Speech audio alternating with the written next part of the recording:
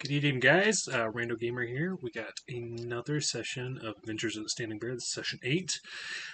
This one, there's a little bit that got cut off at the beginning.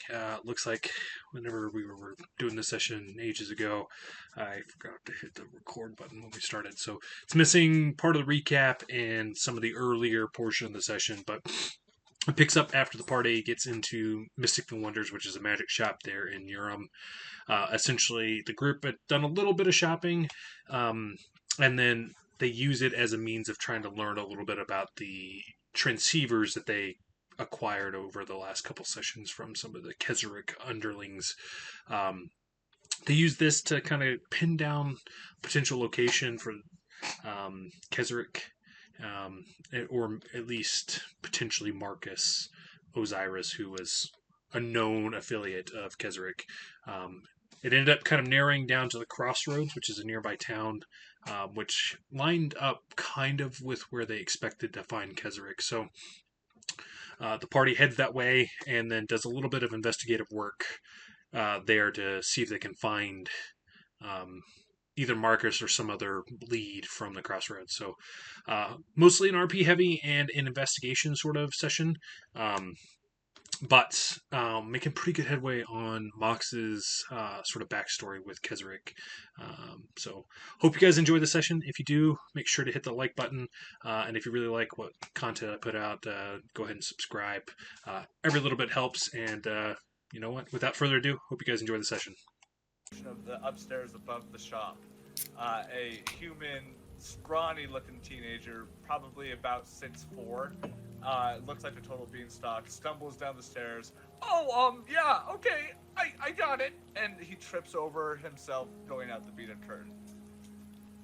Mhox, once the energy has sort of died down, the store clerk sort of turns her attention towards you and gives you the floor.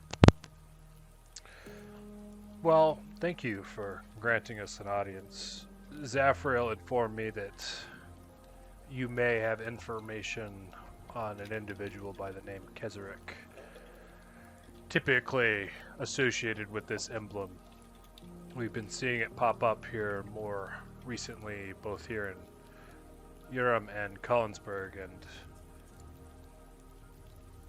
from personal experience, I know that this could be an issue.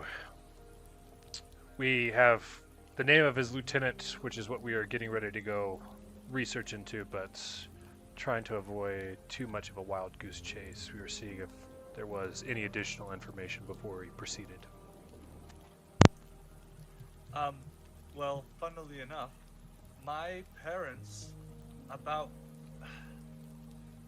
maybe a month ago, their farm was attacked by some no good doers and tried to burn all of their crops down. Being well inclined in the arcane, decided to look upon myself into the situation, but aside from some burnt fields, I don't know. The authorities seem to arrest the individuals that were responsible, and I just left it at that. Yes, was these the same farm that the Goosemans helped? Oh, yes, and what a quirky group of individuals, I might add. Indeed. So we have talked with these culprits in particular, so they unwittingly made a pact with Kezurex to give them additional power. As far as the reason why they attacked the farm or anything like that was simply they were told to. But so it seems our train of information has led to the same spot. The only additional thing I had was as he kind of reaches out with the one-way receiver. We've acquired one of these, which seems to be the communication device, but as for all intents and purposes, it appears to be one-way, and we have no means of reaching out to the other side. Can I take a look? He was reaching it out to him. Oh, okay. The store clerk. By the way, my name's Sherry. And she grabs it. She seems to be a human woman who's maybe in her 50s. Grabs it from you, adjusts what seems to be an abundance of short, curly hair out of her face. So, here's the thing. I think I might have an idea. Because of the war effort, there has been a boon of advancements in different fields, such as industry, but surprisingly also in the arcane. For the Emperor to have some amount of counterintelligence, there has been a way to retrace some of these sort of, as she raises her hand, communication devices back to where it's coming from. The tricky part is, I've never attempted to do such, but I also know the more transceivers or whatever I have, that more accurate I can pin down a certain location. So, if you want, I can try my best to get a general idea, but as far as specific location, and she just sort of shrugs. Well, we could at least go back to the prison and acquire the remaining ones of those individuals. The one here near him. We'll say the transceiver that you got was the one that they had. Maybe that just one person of the group had the earpiece. So just to take away the back and forth of going to the prison and whatnot. Well, we could at least make the attempt with this one then, and worst case, we're exactly where we're already at, and we have a lead. Best case, we have 2 leads, so... Okay, I'll try my best. And at this point, she puts on a pair of glasses that she wasn't wearing prior. And upon noticing why, her glasses seems to be her, what's the word? What's the word? God damn it. It's like the thing that helps you cast spells. What's the word for it? Arcane Focus? Arcane Focus, yes. As she puts on her specs, they sort of glitter purple. And she raises out her hands as you start to see arcane equations sort of like with a light transparency be projected around in a sort of spherical nature around the earpiece. And after a few minutes of concentration, you see one bead of sweat come down the temple. As she wipes it away, the best I could do is somewhere near the Crossroads. And for those that are, let me pull up the map here. Curious, the Crossroads, when you looked at the map, it's the point where it's like, it will actually be easier if y'all pull up the map, actually. It's just in things to know. The Crossroads is essentially where 2 major, like, highways, if you will, that the Empire uses regularly to transport its goods across the Empire itself, is just basically smack dab center in the middle of the Urim Empire, about equidistant from Collinsburg to Urim. You see, so it's like halfway point from the Crossroads. I see it right there. Yeah. Got it. Yeah. Got it. DM, in relation to the lead we had for the lieutenant, is this relatively the same location or completely different? If I remember right, the lead that you had put him somewhere near the Zilnex Hills. Am I correct?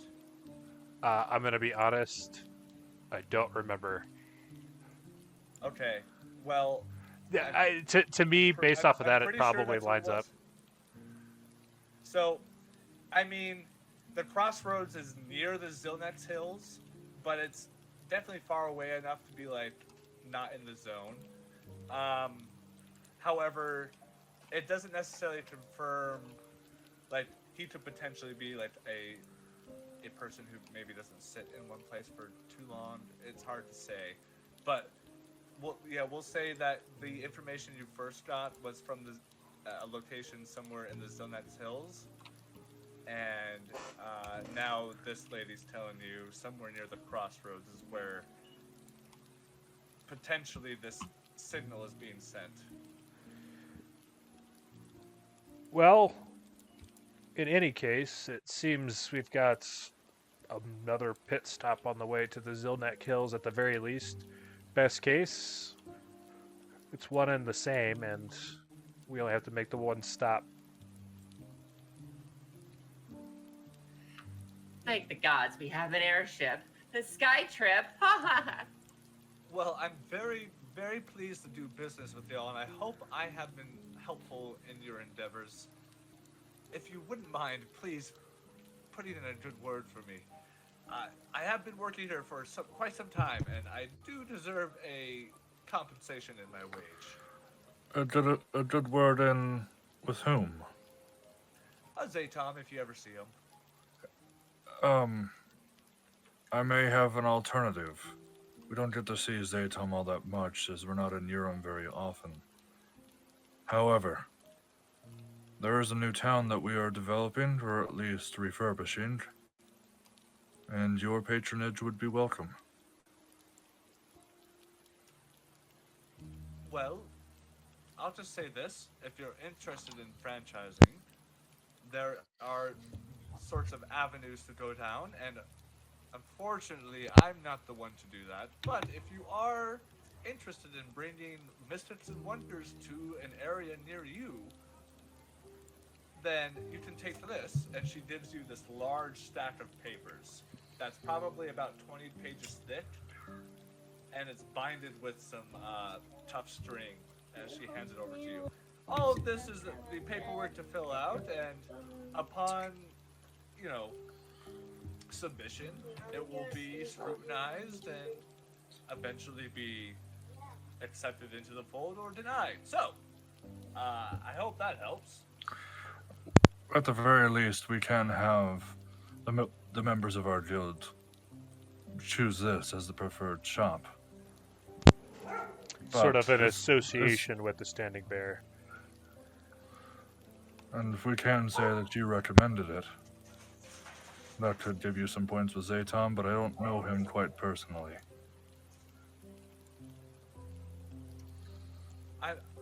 So, what do you gain from me accepting a partnership with the guild?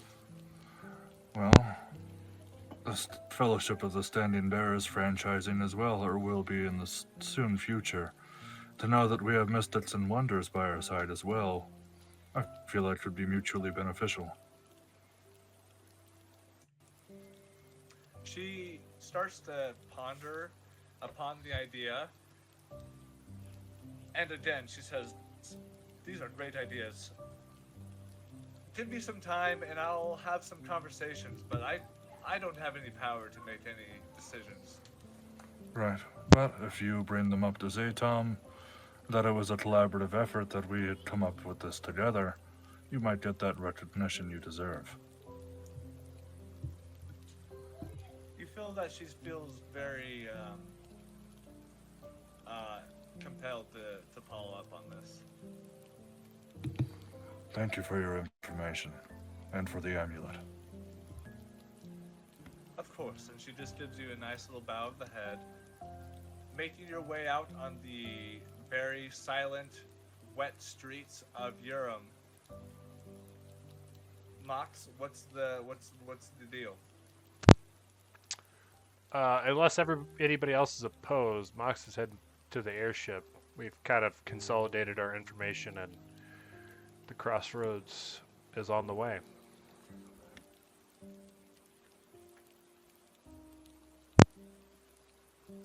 Any objections, Standing Bear? I have none. As she throws one of the potions to Engless. I'm keeping these two. Haha! And she walks away. I'll be Okay, back, thank I'm you, sorry. Cassandra. Let's see here. It's a little sooner than we typically take a break, but do you guys want to take a quick 10 minutes? Sure, I'm down to just roleplay while we break. Okay, Really, if anyone wants to. I want to take another shot and potentially do some other nefarious things. Oh, So we'll pick up at 8:51 because who knows how long it's been 8:40. okay.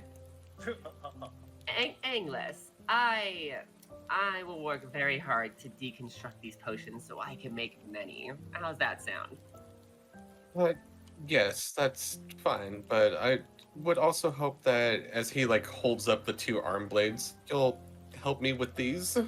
You know, you should have asked before you went to some silly shop. Of course I will. I could have made a better one for you anyway. Yeah, but I like the way that these look, and he's like straps them to his arm. He's like, look. You I also look, had a request. you look like an ant excited for two dimly witted sticks. I can make better ones. Yes, Thurog.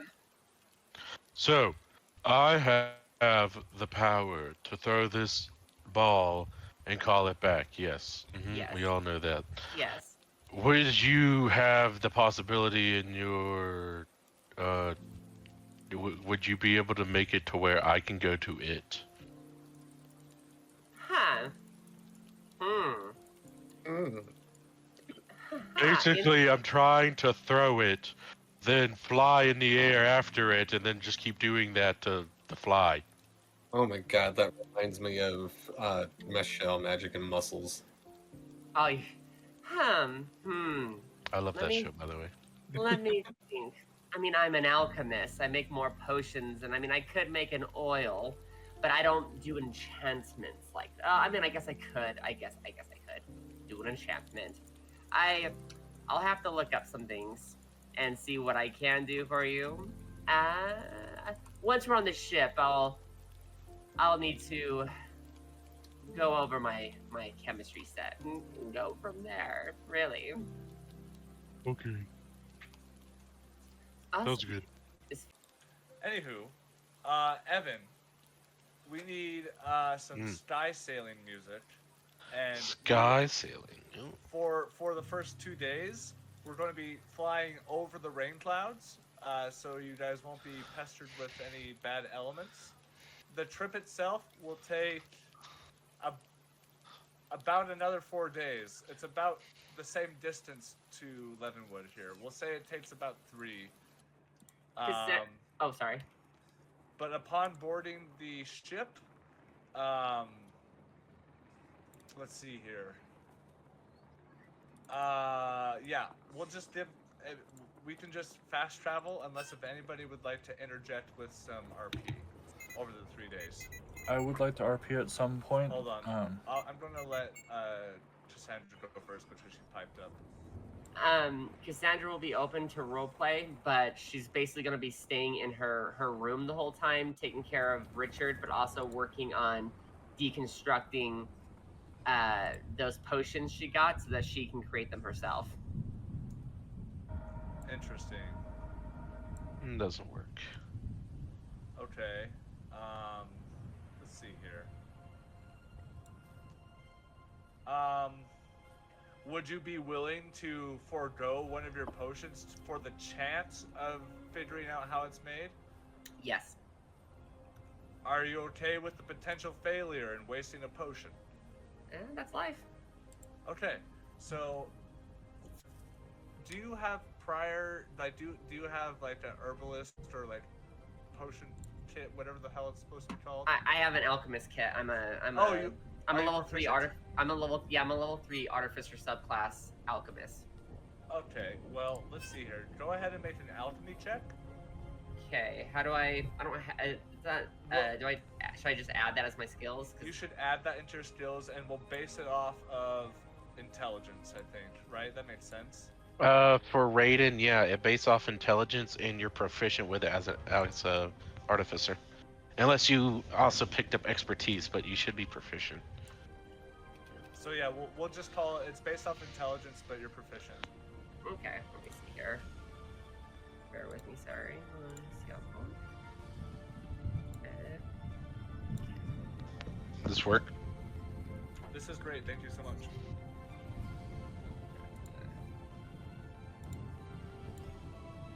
Stat is going to be intelligence. Okay, let's see here. Alright. And you do.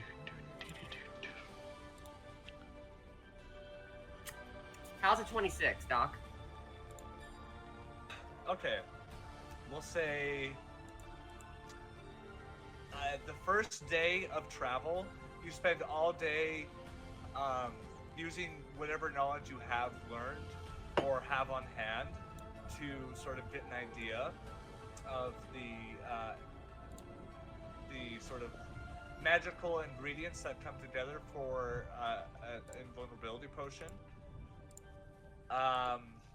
We'll say you were able to use like a quarter of it, if that makes sense, to get these sort of information. Okay. So I'll say, and maybe another day or two worth of research, you will be able to ascertain the sort of like specifically figure out the ingredients that go into it and proportions and all that jazz. Yeah, that's perfect. So she'll just basically be locked in her room like a mad woman, unless anyone wants to come visit her while she's working. I will say this, Richard is notably silent, but not in a sort of concerning way. Like it does. What's the word? Like, you know something's going on, and at the moment you're chalking it up to him, like sort of coming to, what's the word? Coming to Realization. terms with with his decision, and because like at this point it's been long enough that he can like walk around freely and think to himself rather than being in a bloodthirsty coma. And he seems to be doing just fine, but like he's preoccupying his mind by polishing up your weapons and armor and all that jazz. Perfect. And she gave him the tenets of the Raven Queen for him to study, and she has her alchemist jug full of blood for him to sip on whenever he wishes. Perfect. Thanks so much. Okay.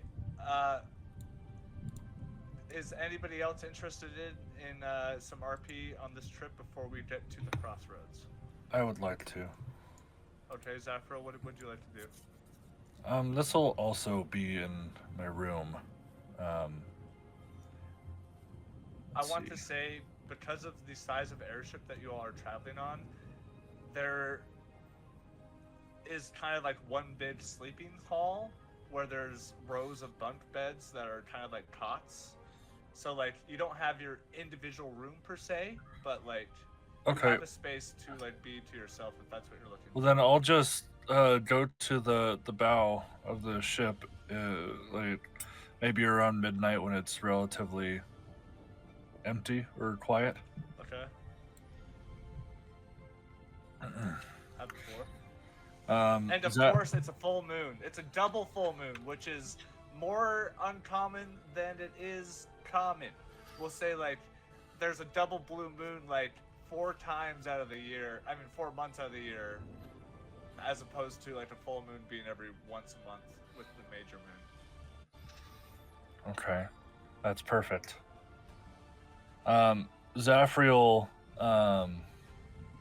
is going to place his ceremonial robes to the side and just kneel.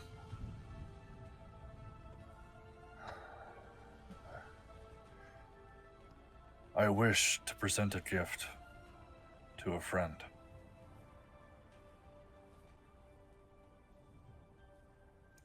And I'm not sure, given the power of what I believe would be good enough. Raven Queen, I beckon to you. What? Whoa, what a twist. As you kneel at the bow, you're blasted with chilling winds. but a rather cloudless night. The storm that is the bane of Yurum's existence right now, you've flown out of, and there is a nearly cloudless night as you look up into the eternal dark. Hear no response, but you feel a cold but ironically welcoming feeling in your chest.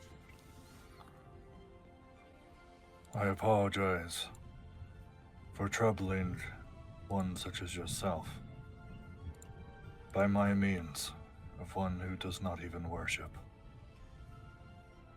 I do this for a friend. I have this amulet, and it lacks the power that it could have. And I would like to give it to one of your followers.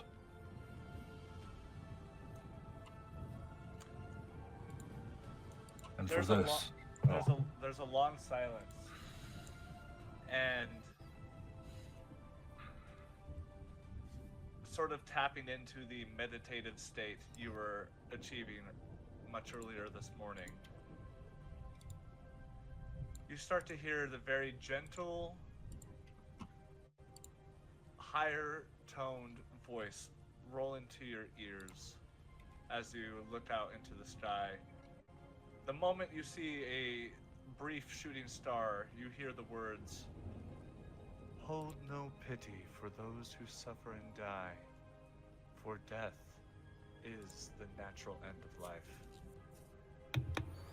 Bring down the proud who try to cast off the chains of fate. As the instrument of the Raven Queen, you must punish hubris where you find it."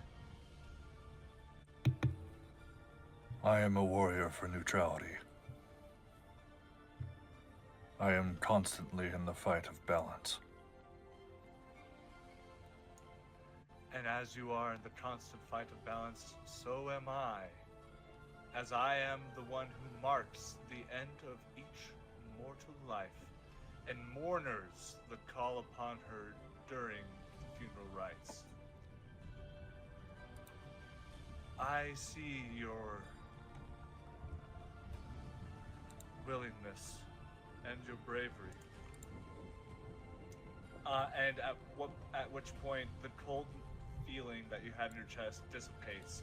And as you look down in your hands, the bracelet that you had procured glows with a dark bluish light.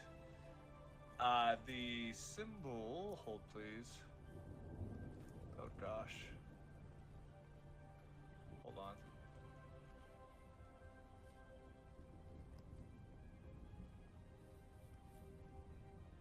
Sorry, I should have been prepared for this. Oh, it's just, of course it is. How dare you, God? You see in a dark bluish light, quickly projected above the bracelet, of the image of a crow's head, encapsulated in a circle that goes around it. At which point the light fades, and you are left to your devices as you coast through the midnight skies of Europe.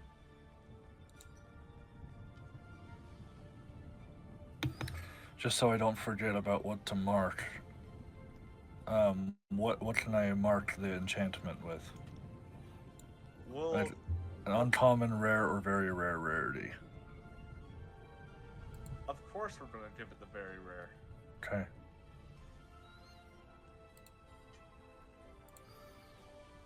We'll say now that reddish, that dark red crystal spherical gem that's on the bracelet now has a constant glow that's subtle. Zaphreal will hide it away in his clothing. Anybody else want to do anything for the 3 days of traveling? I'm good. Okay.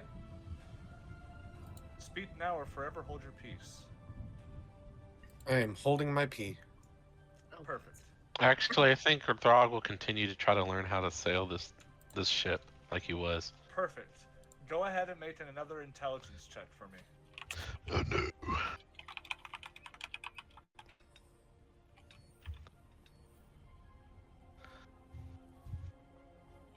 That's a 5.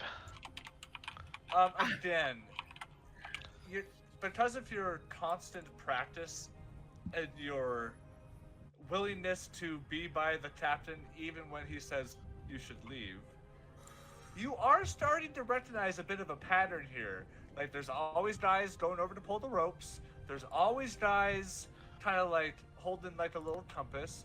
There's always a guy checking the direction of the wind.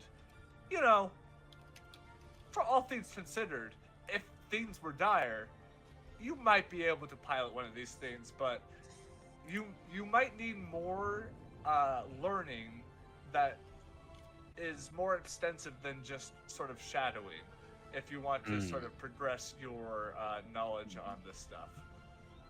Gotcha.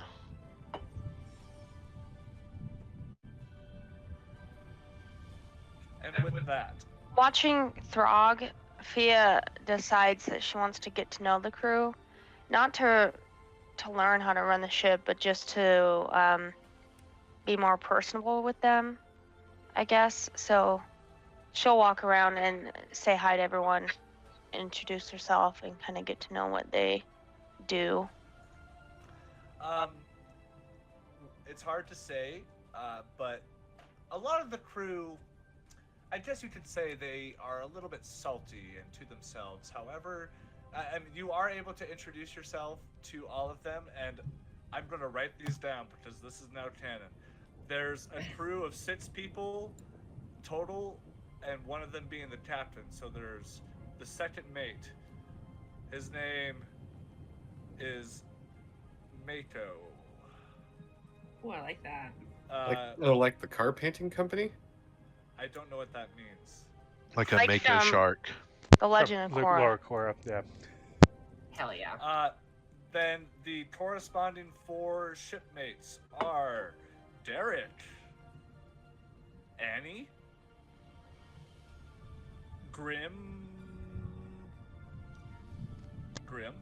with 2 M's. Yeah, Grim. And then we got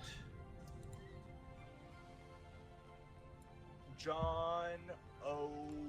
Hand.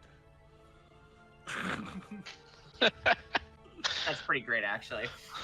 All of them are human, and they're all about in their 30s, early 40s. And Fia, you are only really able to end up cracking open Derek. He seems to be the only one in the crew that is interested in talking more about, their name and what they do on the ship.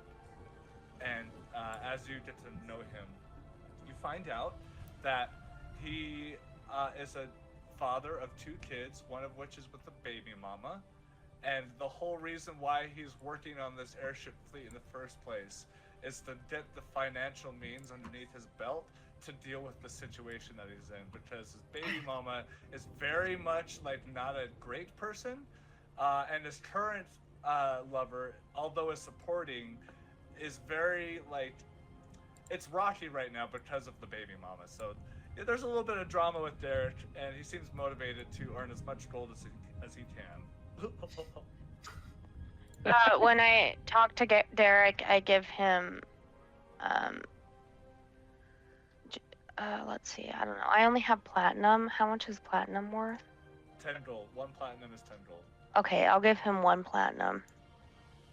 And he nearly refuses. He says, "Oh, sorry. I wasn't trying to gather any charity. I just, everybody else doesn't like to talk about this shit, so it's nice that someone finally asked how I'm feeling." Well, take this as a compliment for talking to me, because you're the only crewmate who's been willing to talk to me. So thanks for being willing to share. And he just kind of winks at you as he flips the coin up and sort of catches it midair and goes about his way. That was cool. And with that, around 11 o'clock in the morning, you guys start to come upon the Crossroads. There is basically, if you look at the map, there is a large major road that has been constructed that's equivalent of like a 5-lane highway that goes all the way from the capital of Urim, north of the Werewood, east to the Crossroads, and goes around the the east side of Nim's Forest down into Leavenwood and eventually Windshire. The whole it's not necessarily a town, but it's about the size of a small town. There are a large amount of similar defensive walls that are built around Urim itself that contain the Crossroads. There is a lot of business that's done there, but it's not known for its business. It's more known for it being a pinnacle point of a direction of the empire. So, although you can find goods there, it's more of a place of commerce and transporting goods. So, landing at one of the many air towers that are surrounding the Crossroads. Upon getting out of the tower that you parked the ship at, we'll say that it's pretty busy. There's a lot of merchants ranging from wealthy entrepreneurs that are selling delicate goods, all the way down to farmer folk pulling their wagons by hand or by some sort of small labor animal. And I'll say, as far as structures go, there are quite a few, but most of the structures here seem to be occupied by the army / whatever, guard might be assigned to this post.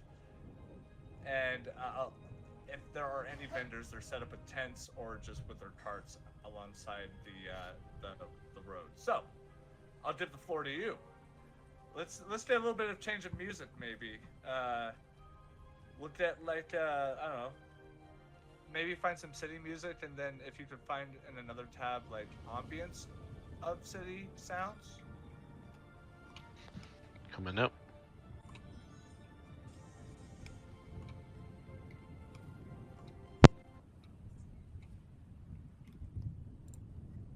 Is this like a big bustling city? Not necessarily. Cool.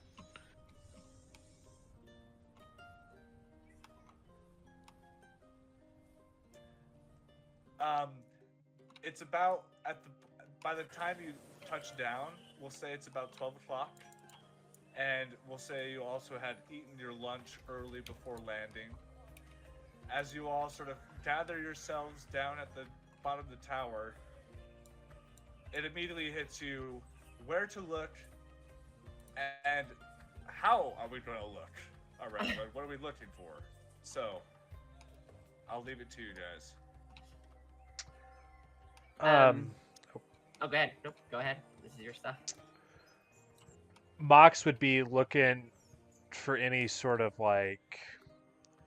if there's a officers or something like that might have some information. Basically going to the normal things, unless we already have contacts from the Standing Bear established in the Crossroads, but I'm not familiar with them, so I would say probably not. Nope, not yet. Go ahead and make an investigation check for me.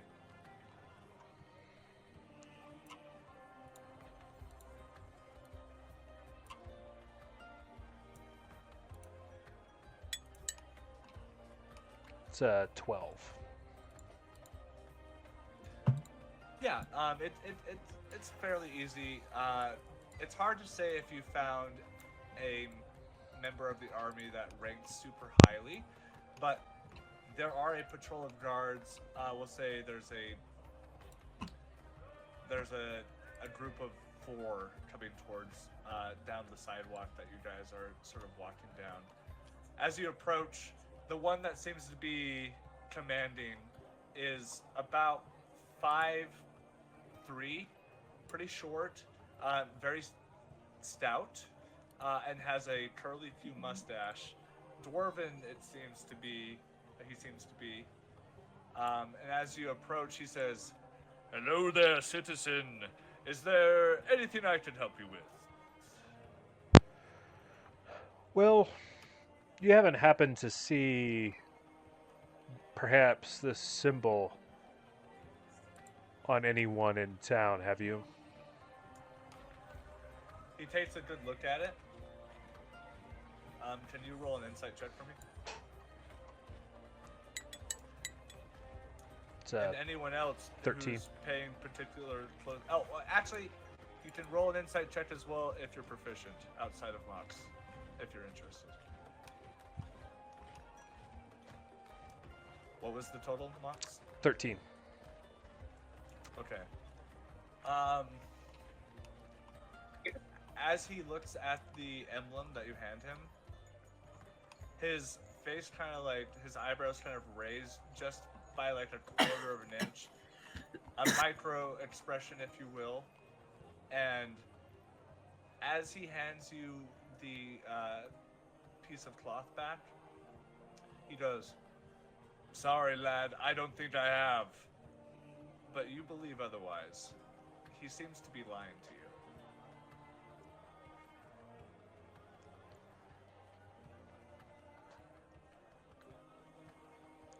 So you have seen it, is that what you're telling me? He looks back to his platoon of guys, and they sort of, you know, have some sort of whisper conversation amongst the 4 of them. Sort of turns back. "How did you come upon this?" The first time or more recently? As he raises his eyebrows in concern. "So you know about the attacks?" That would be part of the reason why we're here. Wait. And he kind of looks around. "We shouldn't be talking about this here." And he pulls you into a building that's just halfway down the block, the opposite direction they were walking from. And it seems to be at the very, for the lack of a better word, sort of like a mess hall that at the moment doesn't have anybody in here except for 2 other guards that are at the other end of the hall. As you all sort of like pile into the space. Though the doorways are taller because they, you know, expect people that aren't just humans to come through the Crossroads to do so. However, Throg, you are just so big. Most doorways, you have to kind of crouch underneath to get inside. I am mighty. As you all sort of get to the conversation at hand, the fellow in concern, at which point introduces himself.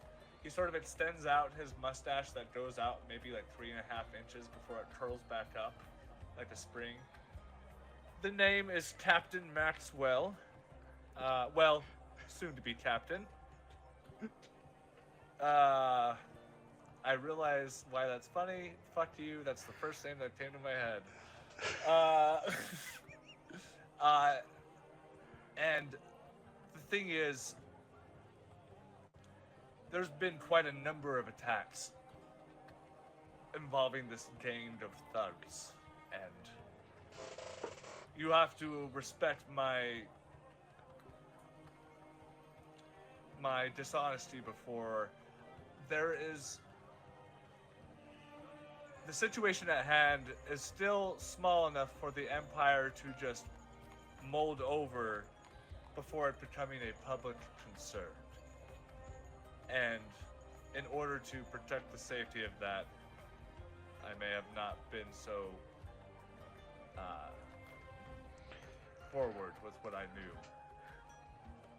What brings you to the Crossroads? Because at this point, like, he got a sense when he was talking to y'all, but now that he's sort of like grown accustomed to you, he's kind of got an idea that like you guys might not be some sort of like Gooseman level adventuring party. Pulling back his sort of leather jacket just a hair more, the tattoo of the standing bears there. Well, we're with the standing bear. In fact, majority of this group is founding members of the standing bear. I have personal experience with Kezurex, which is what the emblem is a representation of, and we are trying to put an end to it before it becomes an issue. Well, and you see him become a little nervous. Maybe because he might be going against whatever protocol might be around these sorts of things. As he sort of like takes a little gulp of his water skin. Well, I'd like to help. What do you need to know? What are you looking for? Because so far we don't have anything outside of earpieces, whatever that's supposed to mean. Well, that's part of what led us here, is we tried to backtrace said earpiece, and the arcane master that did it, the closest sort of spot they could narrow it down to was the Crossroads. We also have a lead on the lieutenant whose name escapes me. Marcus Marcus. Osiris. That's right. On a Marcus who supposedly is up in the Zilnak Hills, but maybe comes down to the Crossroads on occasion. Really, it's if you've seen them milling in any sort of consistent area, we'd be happy to take a look on your behalf. So the name drop of Marcus, based off of his expression, seems to be novel information to them. Doesn't seem that that's something that they have been able to acquire. And as he begins to sort of think very intentionally, it's hard to say because it hasn't been super on the nose.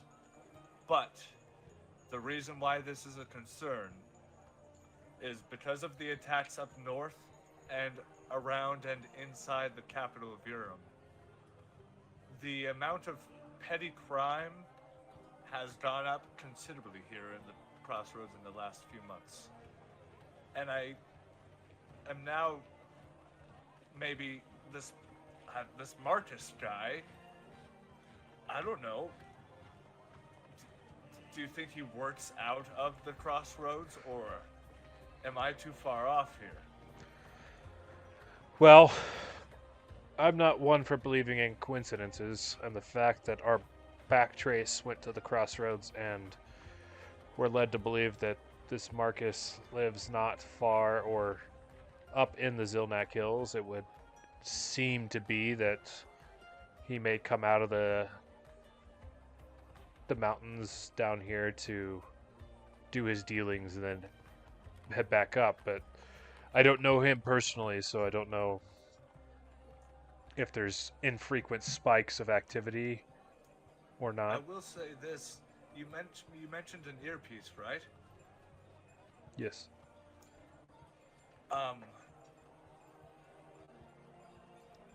Hold on. And he talks to one of the guards in his little platoon, and they pull out 2 additional earpieces that are nearly identical to the one that you have in your current possession. We knew these were critical. We assumed it was how they were being informed, but if you think it will help, I think it will be better if you take these. And he hands them over. We thank you. Allegedly, the spell that was cast improves in efficacy if there's more of these to work with. Right. And as far as that goes, I don't the information I may have shared with you could be potentially very sensitive. So, let's try not to bring up the old name. And, I'm sure the Empire would be very, very grateful to be working with you all in the future. After recognizing your status. Zaphreal Endless, was there anything else that you guys had? I realized I took the lead here, but No, this is exactly what you needed to do, Mhox. No, if you can send word to our tower in Urim or our city in Windshire, if you find any more of these earpieces, it would be very beneficial. Of course, yes. Endless? No, I think you handled that perfectly. well, thank you, Captain Maxwell. It's been a pleasure. And like I said, if you know of any common area that you've encountered these ruffians, that would be a good starting place for us to follow up as well. On the main intersection 1, it's and he points out down the way, and it's quite literally like, you know, kind of the equivalent of Four Corners in the States. You know what I'm saying? It's like the literal intersection of the two major highways that have been constructed. That area seems to be the most sort of like consistent with crime / petty stuff. But you know, some violent things. That's kind of like the hot spot. But he gives his bow to you, and he puts his hand up to his chest over his shoulder, and the common salute within the Empire as they dismiss themselves and continue their patrol.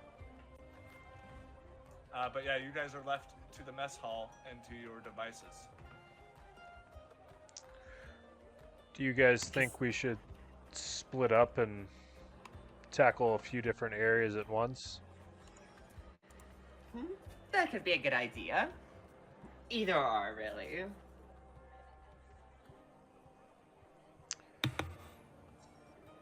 I'm not certain. We can travel pretty fast as a group together. But I do understand the benefits of splitting up as well. Fia? I think if we split up, we should still go in groups. Agreed.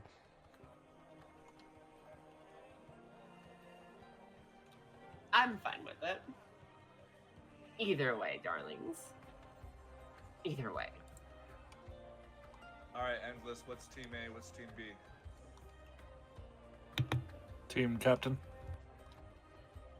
Team Captain. All right, line up. 1, 2, 1, 2. 1, 2. Damn it, I always get picked last. Stupid. I really like the idea of Zaphreal always getting picked last. Okay, who wishes to go where? So we're basically going to split the party to have a better spread of being able to catch on to crime or what have you. So we have the Right. general area of like the intersection of the roads. Yeah, like maybe diagonally, you having like the northeast and the other having like the southwest sides of the intersection. Okay. And you're just looking to the team captain to split you guys up, tell you where to go. Exactly. Okay, perfect. As he kind of like looks at all of you, and he does that thing where he does like kind of like point, kind of like picking you guys out, like Red Rover. Perfect. Sandra, Throg, Yes. Lucia, you take one direction, and me, Zaphreal, and Mhox will go another. Perfect. By the time you guys get to your corresponding posts, the intersection, we'll say, is about, like, from corner to corner where you guys are at, is about a 80-foot run. Like I said, the lanes are quite large, and so though the streets are busy, because of your unique looks and outlines, you're able to have eyes on each other at any particular moment. And we'll say it's about 12 o'clock. Now, I want everybody, if you would like to tell me how, like, are you guys going to be trying to, like, sleuth about this and be casual, or are you just, like, straight, like, raw dogging, like, just on patrol looking around like RoboCop? Like, what's your strategy here as you post out, like, stake out this intersection? Well, it's Cassandra, so she'll be very sleuth about it and casual. Sure. Okay. Yeah, Throg will try his best to follow. Okay. Thea is also, she's gonna try and keep an eye on, like, purposely keeping an eye out for discreet things, like how a spy would. She's just Okay. looking out for the things that people would normally miss, just kind of being a fly on the wall, also being stealthy and in, like, you know, corners or whatever, making it obvious that she's not looking at people, trying to make it obvious that she's not. Okay. I'll just go through the whole party and then I'll ask for checks respectively. Cool. Zaphreal, what are you doing? Can you describe kind of what the area looks like that we'll be patrolling? So, because the intersection itself is kind of the hot spot, it's realistic of you to sort of like go down your respective compass coordinates, like the south and west roads, maybe about a block, and before you kind of turn around and go, you know, so you're sort of like staying in the main hubbub of the intersection, but kind of going out the means just to give yourself a chance. The roads are like 50 feet wide, and they are mostly cobblestone, not completely. Okay. And we'll say the population of people right now is like at a solid 70%, so it's pretty bustling, but not like so busy that you'd be distracted from a pickpocket. Interesting.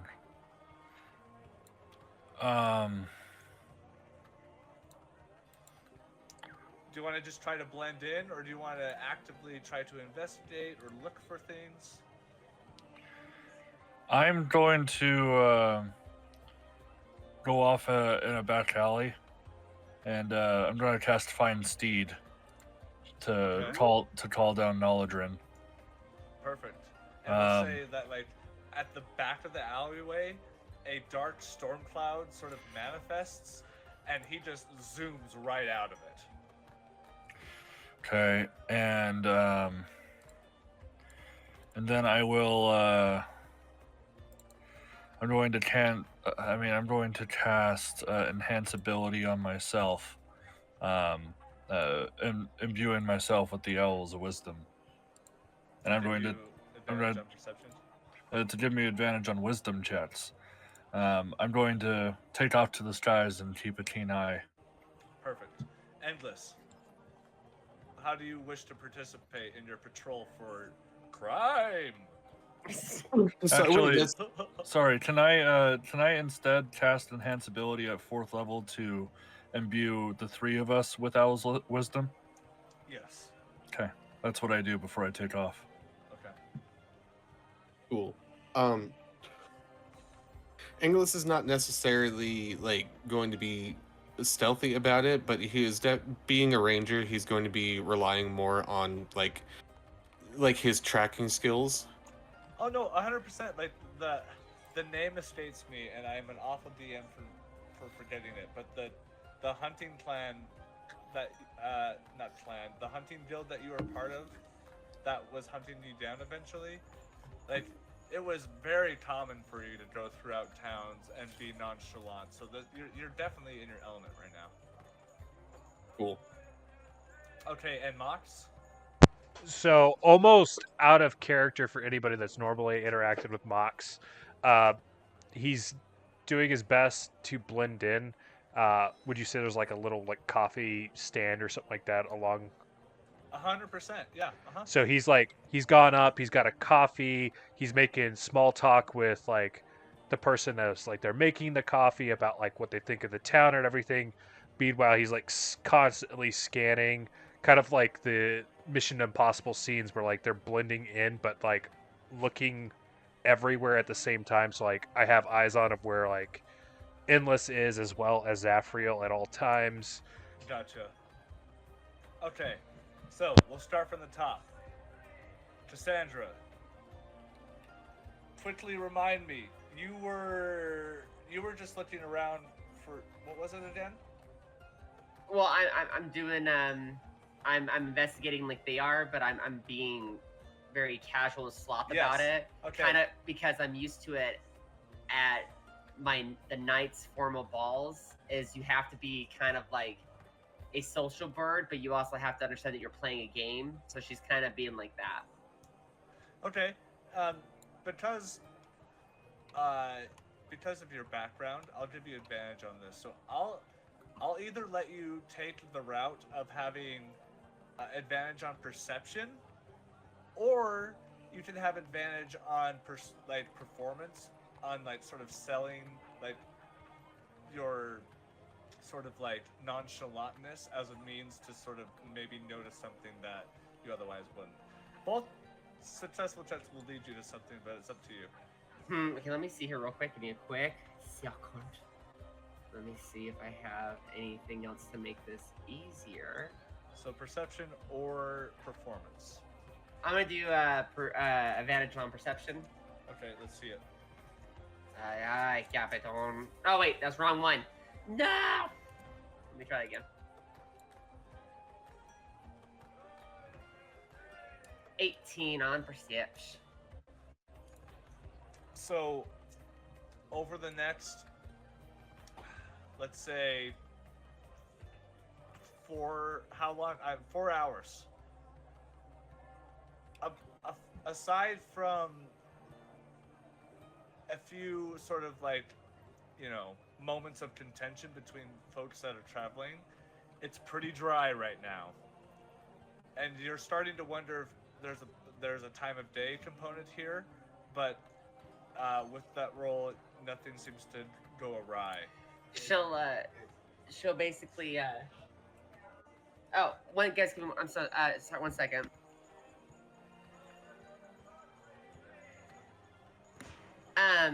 She just kind of leans into Thea and goes, "My word, it's as dry out here as it is my crypt box." Ugh. Oh my god. I'll give you inspiration for that terrible joke. I don't know what that means because I'm dumb. Her crypt box, because she's a vampire. Oh, okay. Oh, I thought you were talking about your vagina. She is. Oh. Box, but it's a crypt because she's a vampire. Right, a vampire. Right, gotcha. Thank you. Throg, you please. I think you were going for perception, if I'm not correct. Yeah, Throg was just kind of hanging out in the back, but he can try. Oh, sorry. Okay, well, if you don't want to try to look, would you like to try to do anything else, like, whatever, or do you just kind of want to be there for support? He'll try looking around. Why not? But outside of that, he'll be supporting. Okay, so you'll have advantage on this because of Zaphreal's enhanceability. It's only for me, Mox, and Oh, yeah. Yeah. No, Throg's with you. I thought Throg was no, with the... That's I'm with right. Fia. Yeah, my bad. I got my Team A's and Team B's confused. Well, that was a 22, but I'll re-roll it.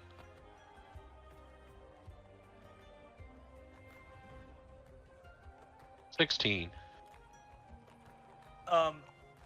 You're kind of having the same. You're running into the sort of the same problems. Maybe it's a good thing you're not noticing any crime at the moment, but as far as things go, things seem to be pretty dry, and you're struggling around with Cassandra trying to find anybody breaking the law. At this point, you're waiting for someone to just jaywalk so you can go punch him in the face. You know what I mean? Oh yeah, for sure. Should like Throg, sick him. Fia, I will give you an advantage on either a perception or investigation check because you were looking out for sort of that more subtle behavior, and because of your background, it sort of made sense to have an eye for that. So either one, you can have advantage. I'll do investigation. Okay.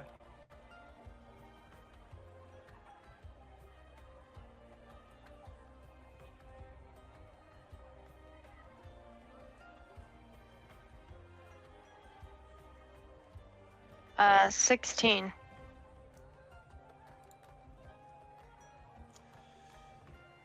Man, I'll give you this.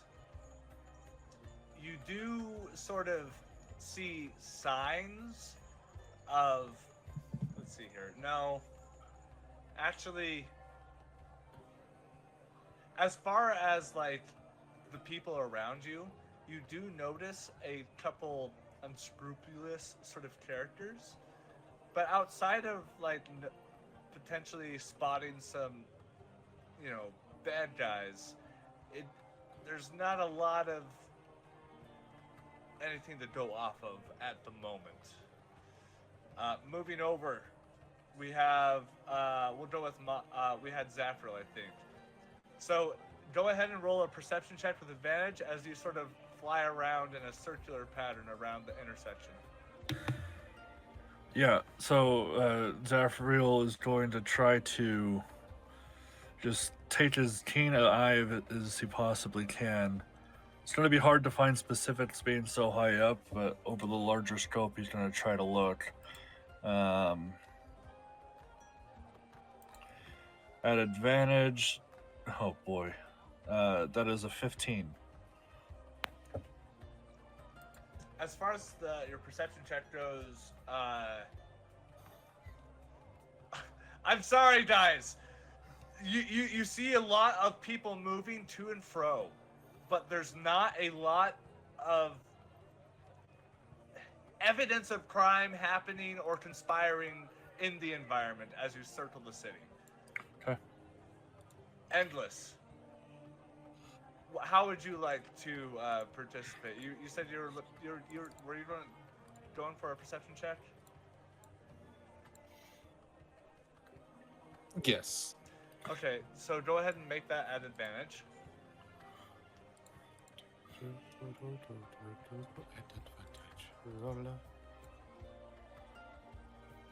Yeah, 24. Okay, so about almost 4 hours in, like you're sort of maintaining a steady level of confidence, if not for yourself, but for your group's sort of morale. You notice that on one of the rounds that you take, you see Mhox is once again making banter with a street vendor. This time he seems, it's like, we're going to say a fantasy version of a lotte sort of stand. And as Mhox is sort of like eating the corn and talking to the owner, you walk up and order some corn yourself. And while you're waiting, you notice that the wooden lip that sort of is like the surround for the countertop that his wagon has, it's been marked with a distinct pattern. Yeah, you yourself are not necessarily super familiar with any sort of underground organizations throughout the Empire. However, you are knowledgeable enough to know that this particular stand has been marked, and that gives you the impression that it's going, something nefarious might happen to this cart later at a more convenient time. It's hard to say, but you recognize it. It's been marked. Okay. And you have this sort of realization, right, as you're taking a bite of a really good cob of elote.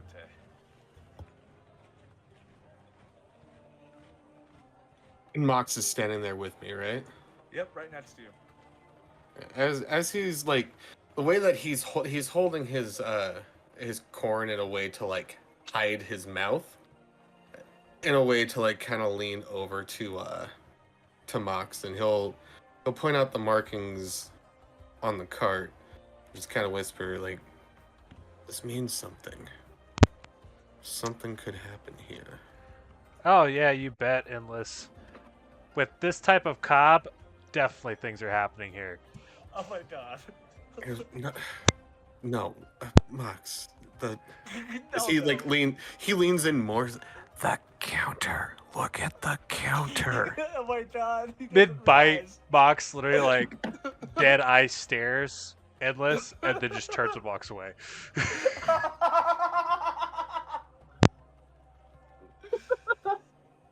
Okay, so Mox, as you try to rebound, your heart's pounding in your chest.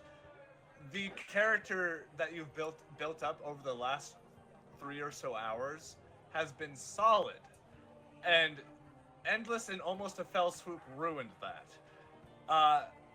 Managing to recover, you did see that mark that Endless pointed out. To wrap up this long-ass and staking out event, we're at the 4-hour mark. It's now 4 o'clock in the afternoon, and it's gotten pretty warm to a 76 degrees outside. And how would you like to participate? So kind of while he's like looking for things, one of the other things that Mox is really doing is the chit chat is a vessel for trying to get people to talk about things or overhear other people talking about it. So to like pick up if there's like, oh, such and such has been happening a lot lately. It seems to be happening like this. So he's trying to pick up on like all the conversations that's going on around him as he's kind of keeping an eye. Okay, so in my graciousness, I'll play this more into a hearing sort of thing as you're walking around, so you can benefit from the advantage of enhanceability. So if you'd like, you can roll a perception check for me, and we'll see how it goes.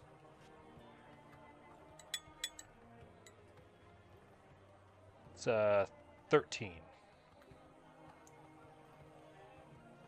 I'll say this, because now that you know what that mark looks like, and that it's been pointed out to you, you walk down the northern block, and you notice 2 stands. One appears to be some vendor that's selling glass fixtures for candelabras and whatnot, and the other is a vendor that's selling cabbage. They're both marked with the mark that you saw that Endless pointed out. At which point we'll say that both teams across the intersection are able to sort of give the look and reconvene maybe a block or 2 down the way.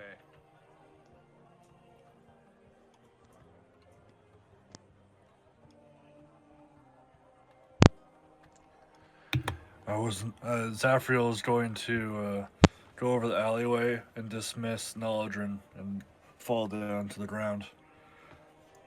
Cool. He'll come walking out of the alleyway. I wasn't able to see anything. This is a pretty well-run town. I don't have the eye for this kind of activity.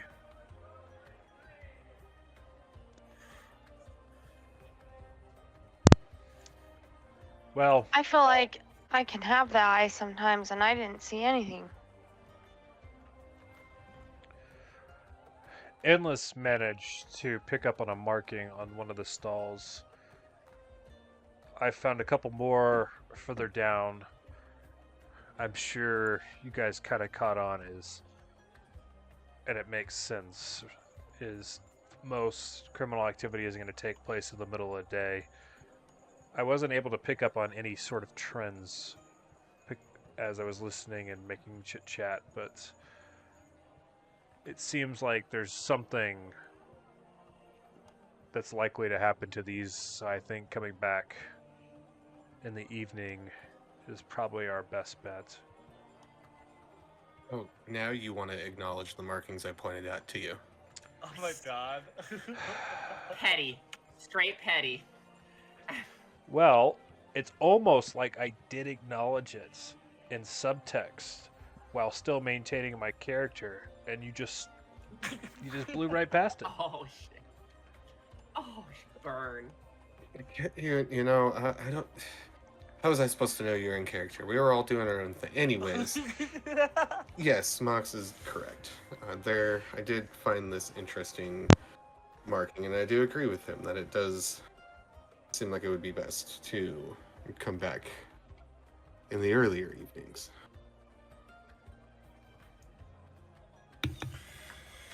Well, again, I'm not very good with the perceptive nature, but I definitely wouldn't, nobody would get past me should we find them. They wouldn't be able to run. Do we need to split up into teams again? One to bait these people out, and another as a backup team. I was also going to ask if we should stay the night and get a stop at a hotel. I think that would be best. There's literally one on this intersection, and it's called the Four Corners. Nice. I think that's all great plans. In fact, I'll point out which of the stalls were marked. We can set up into separate stakeout teams. I assume they're separated far enough that we couldn't all group in one spot. Yeah, I'll say collectively they're all on the same block, but they're spaced in such a way that they're spaced in such a way that having two teams may be unnecessary. Okay. If that makes sense. And are we all together now? Yes, you reconvene, Yeah, and guess- we can even say that the rest of this conversation can take place after you guys have gotten the appropriate amount of rooms at the Four Corners. Okay. I It's a guess. fine Oh, sorry. establishment, and we'll say it's just 10 gold for the whole party. Okay. Please, Cassandra, you have the floor. Cassandra goes, well, nighttime is my perfect time. I can definitely prowl the rooftops, you know. My nature. She looks at Mhox. Well, I do think it will play to some of our strengths. Throg doesn't sleep, so I don't think they'll catch him unaware. If anything, we should give him a break since we left him all alone on the last stakeout. Yes, how could you guys all do that? My gosh. By the Raven. You also did it too, but you know. Pish posh, pish posh, Oh my god. pish posh. I'm just saying. How dare you? Ugh. Oh, Engless, by the way. I figured it out, by the way, since you were so upset about me not caring, since it wasn't my gold. I cracked it.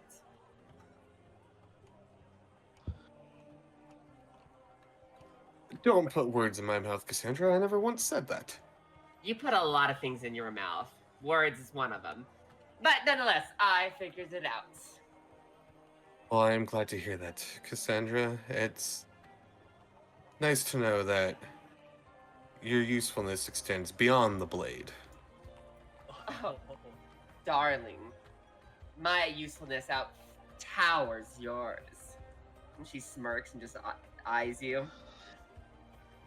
I don't know, Cassandra. Though you are immortal, so to speak, I don't know if you could grow your face back as many times as Endless has. I actually, you know what? Oh, I shit. was gonna bring that up. He, back when I was mortal, always getting his face hurt. I'm actually surprised it's even still there. Wow, so it's just been like this your whole life, Endless, huh? Inglis is gonna turn and head towards the end to start purchasing rooms. Perfect. Good idea. Yeah, so just go ahead and mark down 10 gold. This tavern is quite large, but in sort of motel fashion. A lot of the rooms are just like the bare bones, and even some of them have like weird stains. But they're rooms nonetheless. Okay.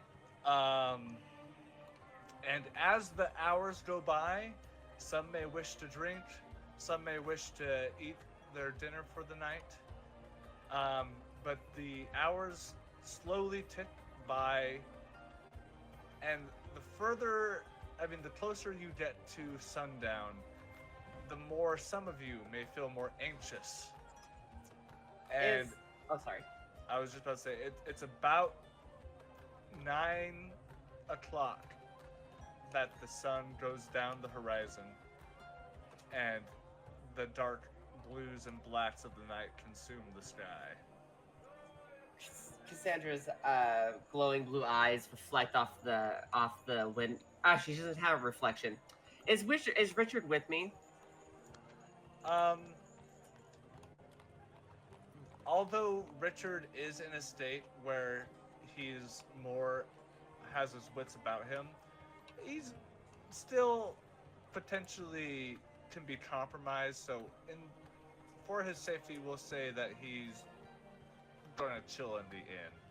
Okay, fair enough. Cassandra's gonna open the window and look to them. I'll be back with my report. And she just explodes into a cloud of bats as they all go flying out the window. Okay. Misty stepping this bitch. As Cassandra initiates the search, how would you like to respond? What is the state of the street? So is it like, since it's a city of commerce, is it still got quite like vendors and stuff out? Like there's still several people in the road, or because of the state of what's going on, it's pretty barren? Because that kind of depict. Yeah, we'll say that like during the hustle and bustle of the mid-afternoon, at a 75%, it's diminished to like let's say like a 42%. So like there is definitely a nightlife here, because the Crossroads sort of like is a bastion of relief of travel and sort of like indulger of the alcohol and vices of whatnot.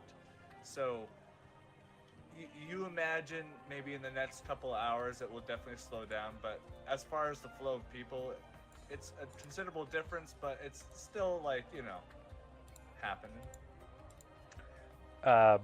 With that information, Mox would kind of take the same approach he did earlier. So he's perusing, kind of like almost like bar hopping with his eyes on the particular stands that we've kind of like already acknowledged we know are marked, mixing in like stopping at the coffee shop to like get an espresso sort of thing. So he's still like interacting, trying to pick up chatter as he's kind of watching the stands. Okay. And so how I'm going to handle this, I know everybody is at this point doing another active search. And so for the sake of brevity, I won't be asking for individual checks.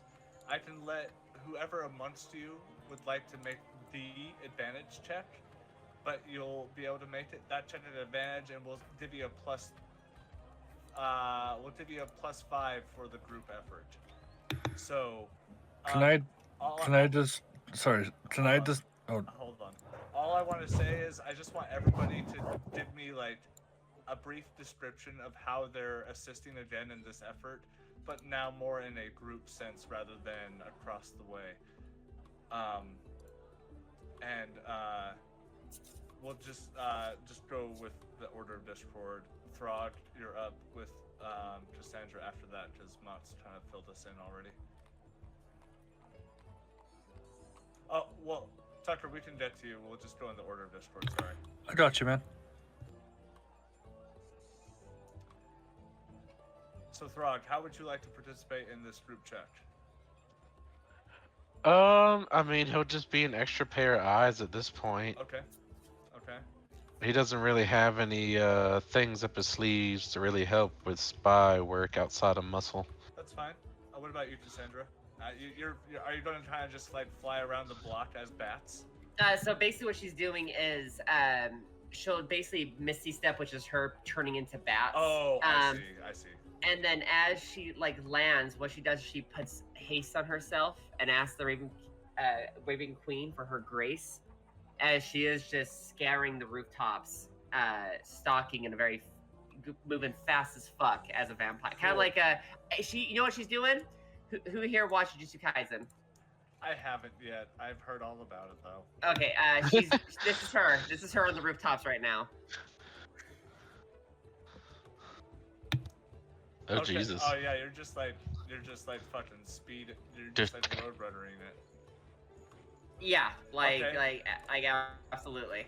What about you, Fia? How would you like to participate? Fia's gonna be looking in like the most suspicious areas, I guess, like where you would think crime would happen in the alleyways, just like in the shadows, the dark areas where people might be meeting. Again, keeping out for the discreet actions like note passing or people like slightly slipping out of the room to meet. Gotcha. Okay. What about you, Endless? So Angelus is going to be kind of doing the same, like keeping his eye out for suspicious activity, but I'm going to cast Pass Without Trace on myself, so that way nobody notices me. Ooh. And that actually will apply to the rest of the group, I'll say, because you're all within range. So for those who choose to be stealthy, you can take advantage of the benefits of the spell. Yep, it's a +10 to stealth checks. Perfect. Zaphreal, cap it off. I don't know if this would count as stealth, but Zaphreal's going to try to hide in plain sight. He's going to put his robes over his head and is going to go to homeless on street corners to give gold coins as a man of faith. Okay, sure. Yeah, that I'll count that. Sure, why not? Okay, so who amongst you, at this point, I'll accept a stealth check, perception, investigation, performance, or insight. Who wants to lead the check on any of those? I have a +6 in stealth plus the +10 with the pass without trace. I have a +8 in stealth with that +10. Oh, you go ahead. Yeah, you don't. I might be confused. Are we stealthing into somewhere? Well, this is like I'm calling for the one check that represents the group, but because of all the different angles you guys used to make the effort, I'm giving an array of options check to choose from. So just Gotcha. real quick, I've got perception, investigation, insight, performance, and I think that's it. Oh, and stealth. Well- Sorry. And stealth. Will this count, like, since I'm off on my own, do you want me to do my own roll? Well, for It the doesn't sake matter of, to me. For the sake of the narrative, I'm kind of like, you might be on your own, but like as far as the group is concerned, you're with the group. That's fine. That's totally fine. What's it going to be, guys? If you want, I I have- can take the lead on stealth. I've got that +8 plus the 10 from Pass Without Trace, so I've already got an 18 standing out. Oh, god damn. I say we go with stealth, absolutely. Endless. So you also get the +5 from the group effort. Oh, hell yeah. Okay, so 22, 32, 37 altogether. Perfect. between all your keen eyes looking out and those who are trying to sell the disguise of a holy man or just slumping into the shadows, hours go by. There are a couple confrontations from what seems to be drunk patrons coming out of the tavern. But it's not until about 1:30 in the morning that the hubbub of the street has died down quite considerably. And it's at this point that, we'll say, because you led the check, Endless, while you're hiding in an alleyway concealed by the shadows, you suddenly see, just 2 blocks down, a group of individuals all wearing robed hoods. You can't ascertain the color because of how dark it is at the moment. But they're about 1.5 blocks down, and they all join each other spaced out. So after 20 feet, another guy comes out of an alleyway. After another 20 feet, a guy comes out from one of the crowd watching, and they all sort of join together. Are they walking as a group, or are they just standing around? We'll say they're, loosely walking as a group, not shoulder to shoulder per se. Is there anyone that's kind of hanging in the back of that group? Not enough for like to not be like unseen by the other 3, if that's what you're getting at. Because I was thinking about trying to use my haste with my stealth to basically just fucking nab that guy and be gone without them even hearing it. Well, I'll give the floor to Endless because he's the one who saw the guys. So Fair enough. Endless, what's the deal? Yeah, I was gonna say, like, would there be a way for me to, like, discreetly draw the attention of the group? Like, I just, like, make some kind of, like, bird call or something? For sure, yeah. And because of your extremely high stealth check, I'll say that the group can adjourn in the alleyway that you've taken post in, unseen by the gentleman coming down the street in the robes. Yeah, and as everybody kind of comes in on my alleyway, I'm gonna call it that, my alleyway, English will kind of just, like, draw attention to the hooded figures and let everybody know that, like, I watched them all kind of come out from different places and join in with each other. Endless. We might be able to trap them in a fog cloud, and I can retrieve them with my blind sense, but I'm not sure if anyone else would benefit. Do you have an idea? Go ahead, Cassandra. I am fast and stealthy. I could nab one of them, and we can interrogate them. Hey, Cassandra, I can also use haste as he, like, wiggles his ring at you. Oh. But the idea here, if we take one, I don't want there to start a panic. Would it be not best to apprehend them all? Oh. I guess we could round them up before they even realize. I can actually cast haste on a few of us. Mhox, your call. I don't want to mess this up for you. I think whatever works best. It's agreed that we need to get all of them. If we only get one and let the rest get away, what we're stopping tonight will just happen again on a different night. I agree. It also gives us more to enthrogonate. Trogonate. Throg has become a verb. Throg just like comes in the room. Yes. So you're my new play toy, I heard. Play. I play. Okay, so I have an idea. Quick pause, I'm going to take a shot. Wait. So, Okay, so hold on. This is how I wanted to handle this. Okay, so it's not even up for debate. The sort of success that you guys will have on these, like, low rate thugs.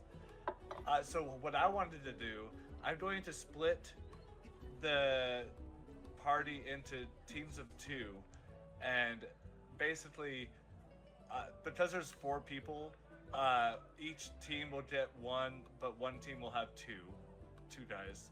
And what I want you guys to do is to collaborate with however your characters would to take out your target. So, how I'm going to do this is Fia will be with Throg, and you guys will get the group of 2 baddies.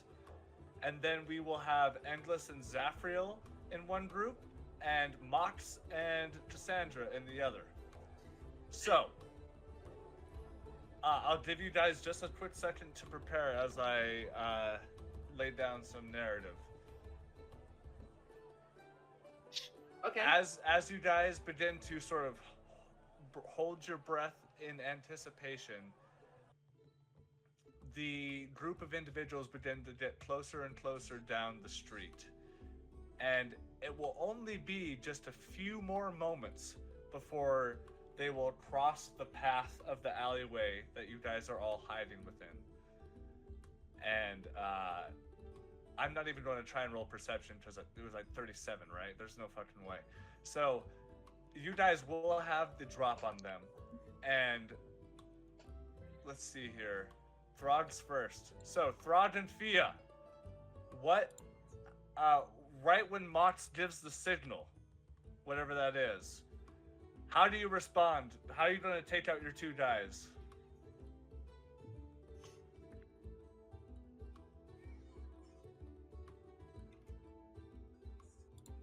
Mhox and Cassandra will be next. I was gonna do wall of fire, but then I realized I don't have that, so I was gonna ask if I could use create bonfire, and I could cast it at a higher level to like do a ring of fire around them and leave an opening for Throg. I'll give you some creativeness with that. The bonfire spell doesn't specifically make a wall, but because of the level of spell that you're casting at, I'll say that it's so wide that it catches the 2 guys on the back by surprise and sort of throws them off kilter enough for Throg to take advantage. Does Fia have control flame? Yeah, but control flame would be arguably a weaker amount of fire than the Well, bonfire spell. right. If she were to cast bonfire right. and then control flame. Yeah, sure. Like, I'll allow a little buffer wall, but it's nothing like wall of fire, the actual spell. Enough to cradle the 2 guys off to the side enough for them to be close enough for Throg to do something. Throg, how do you finish these 2 guys off after you just hear, "Oh, the fire!" right as one screams out?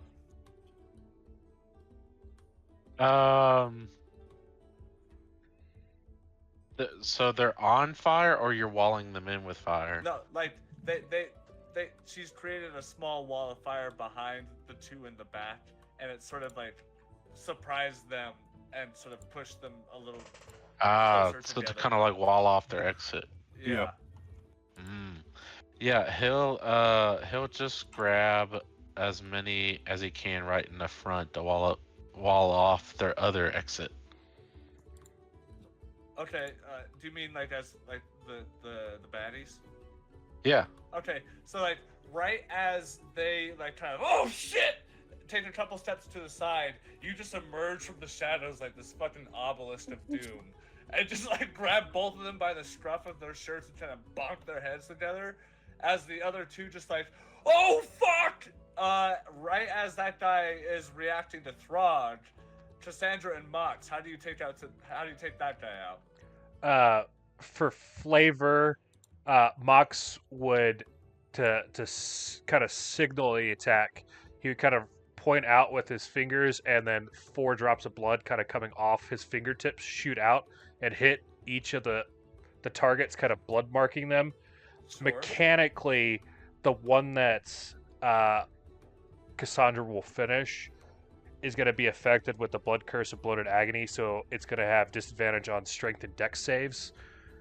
Basically, just it it causes them to kind of like feel fatigued, essentially, making it Okay. susceptible to attacks. You see that his skin, once the curse takes effect, slightly grays around the eyes and the joints, and he pulls out his dagger and just and like because of the pain drops it. At which point, Cassandra, Cassandra's going to basically use her Misty Step bat form to kind of peer in front of one of them with her glowing eyes, and she shows her fangs. Hello, darling. As she'll use haste to grab them by the throat, run, and slam them against the wall. fuck yeah. So right as Throg just bonks their heads together, you grab one by the throat and slam him up against the alley wall. Zaphreal and Endless, seeing one guy left, what do you guys do? I have something really cool, but I also want to know what Zaphreal is going to do. Do you want to be Take the the- finisher? I don't want to mess up what you're gonna do, so you go first, and I'll Right. adapt. Okay, so what Eggless wants to do is he's gonna use conjure animals and summon a large boa constrictor, Oh shit. Okay. and That's cool. you'll see, like, as the boa constrictor like comes to form on the ground, he kind of gets down in a sprinting position. He grips. He makes a fist where with the ring of with the hand that has the ring of haste on it, and because of spell share, my new snake companion gets haste as well. Wow. As we both charge forward, and the boa constrictor wraps him up and constricts him. Okay. And just as fast as a flash of light, a snake. I like this idea of flavor. That you just summon a bunch of spiders that sort of amalgamate into the form of a snake before it just transitions into an actual snake. It strikes out with its tail super quickly and constricts his body as he goes, ah! Zaphreal, how do you finish it? Oh, Jesus, that was really cool.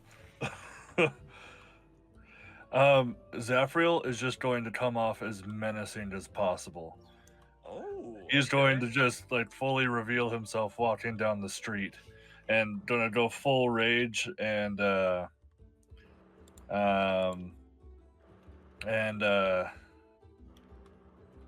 he will let's see. Okay, I'll use my channel divinity Okay.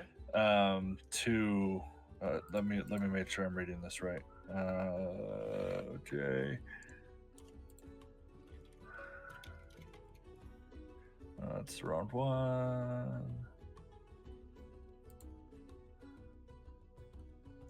Are you going Christ. for an intimidation route, or are you going for some sort of strike? No.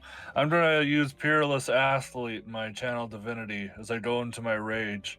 You just see thunder just kind of crackling from my eyes. And I'm just going to carry him, like hold him up by his neck, up towards the sky as the boa constrictor continues to strangle him. Cool. Okay. Just there for intimidation, but Uh, the Endless had it covered. So. dude, right. Okay. So we'll say right as you go for the strangle, because of how fast Endless is operating at the level that he is, the contact is almost simultaneous, and you see the guy literally start to piss his robes, and we'll say from some of the drunken traffic that is now through the streets has reacted sort of in a concerned way. So far, you don't seem to have set off a bunch of like hoo-ha. So we'll say that you're able to pull these robed figures into the alleyway in such a way that they are sort of cornered, if you will.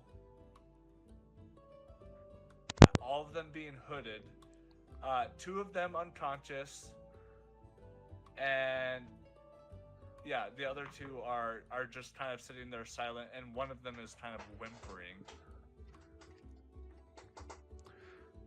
Good evening. Care to enlighten us on what you were about to do? What the one individual that's not whimpering, shut up, as he barks over to the other robed figure whimpering. Look, oh god. I don't know when it concerns you, but maybe you should just back off before we really give you guys a hard time. As he starts to realize the numbers. Zaphreal's eyes still crackling that shoot off in huge sparks, and I'm going to cast command. What is your one-word command? Speak. I literally just rolled a nat 1. You just watch as the symbol of cord flashes above towards his mind's eye, as he just. We were paid. We're on a job. For whom?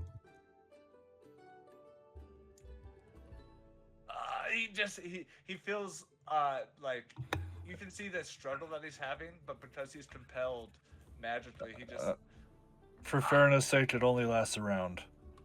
Okay, then that's enough. Right as you ask that next question, he kind of wiggles his head, pulls his hood off. At which point, you see a bald individual, a human male, in his late 20s, with completely blacked out tattooed skin, eyelids and all. Cassandra, are you able to cast command as well? Let me just double. Yes, I can, Zaphreal. Would you mind working with me here? Oh, absolutely. As Is she's that- still. Okay. Oh, no, please. As she's still holding the other one by the neck, she just smiles at him as she drags him against the wall, walking towards Zaphreal. That's Zaphreal, the guy who was whimpering. Zaphreal is going to pound his hammer into the ground and cast Zone of Truth. Shit. Okay. So I'll just say for the next 10 minutes, you guys keep it on lock, and the more and more you all repeat the questions, the more and more resistance, until suddenly, the two members, one of which being strangled by Cassandra, takes like a simultaneous deep breath. as the bald individual who's tattooed completely looks up. Look, I don't. If I tell you, will you let us go? It's either that or, and like Engliss like grips his fist, giving the boa constrictor the cue to like constrict tighter. Oh, God. Would you like to take his place? Or I'm sure my lovely friend over here, Cassandra, is getting rather hungry. I'm parched. At which point your fangs glisten in the moonlight above. Yes. She just eyes them with her glowing blue eyes. Can you make an intimidation check for me? Is that supposed to be intimidating? Endless? It can be. Okay, I'll either go persuasion or intimidation. It's up to you. Oh god, I'm bad at both of those. I'll give you advantage because of Cassandra's fangs. Okay, then we'll go intimidation. Bigger screen. Oh fuck yeah, 22. You can see the guy, the tattooed gentleman looks over. Would you at least let him go? Which one, him or him? He points over to Cassandra, the one who's currently being pinned to the wall via neck. I guess I could be, I don't know, keen. As she lets go, but as he's like starting to fall and his eyes meet with hers, she just says in a very commanding voice as her eyes glow even more bright, grovel. Okay, hold on. What's your DC? 17 wisdom. Oh shit, that's a 14. He just looks up at you, and he just falls over on his side. And after a few moments pass, he looks back up from his groveling position towards Mhox and Engless. His name is Marcus. We're just trying to make ends meet, okay? I'm just trying to make ends meet. And it's kind of jarring seeing a visage such as a fully tattooed man kind of being this emotional in this moment. Well, I'm inclined to be friendly. Where can we find Marcus? He gulps loud enough for everybody around to hear. If you go to him, he'll know. If you go to him, he'll know. Shut up, darling. You're in no place to whimper like that. If we go to him, I don't think he'll be an issue.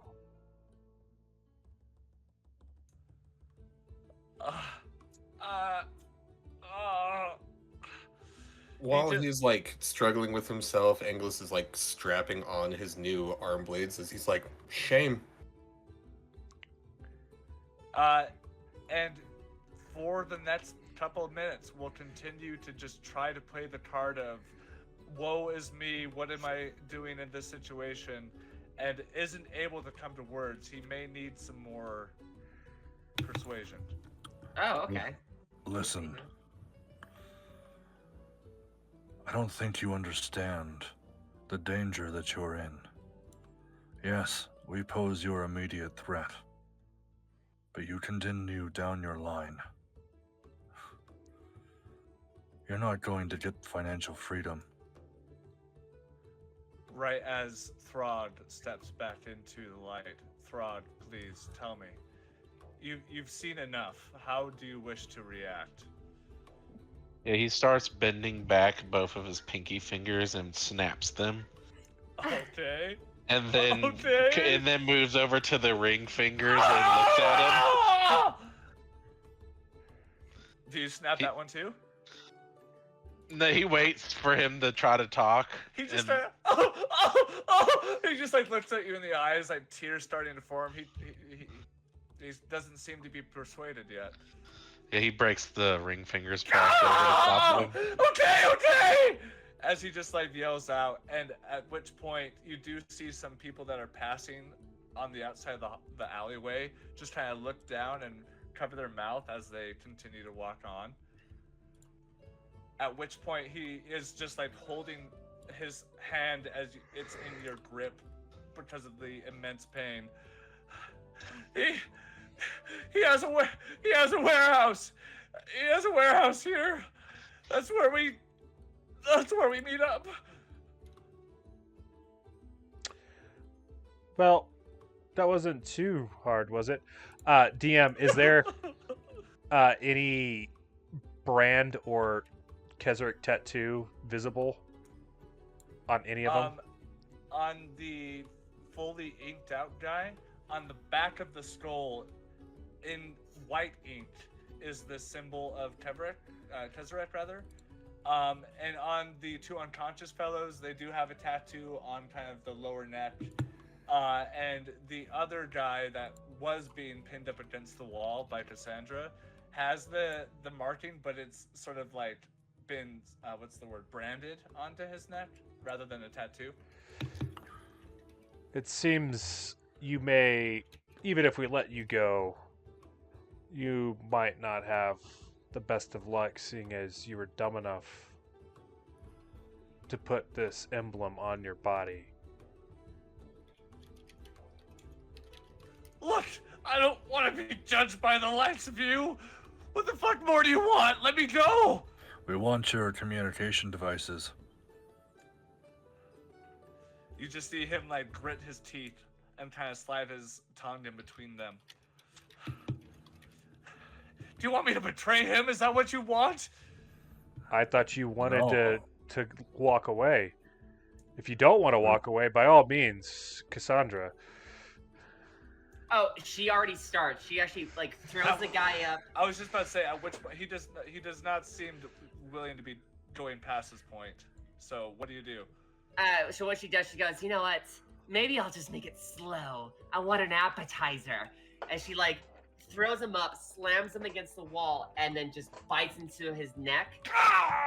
But she's doing it a slow process but she's letting the blood like overflow in her mouth and just seep out, so she's only drinking like half of it. Sure, it's like in the movies, it's spilling out of your mouth. It's fucking bloody as shit. And you just see him squirming until eventually he starts to lose a bit of strength, at which point you pull your fangs out. Next. Without risking him losing consciousness. And he just looks over at you as you kind of like have your arms over him, over the wall. I can show you. I can show you. I can show you where it is. Well, that's much appreciated. How do we know that you'll keep your word? I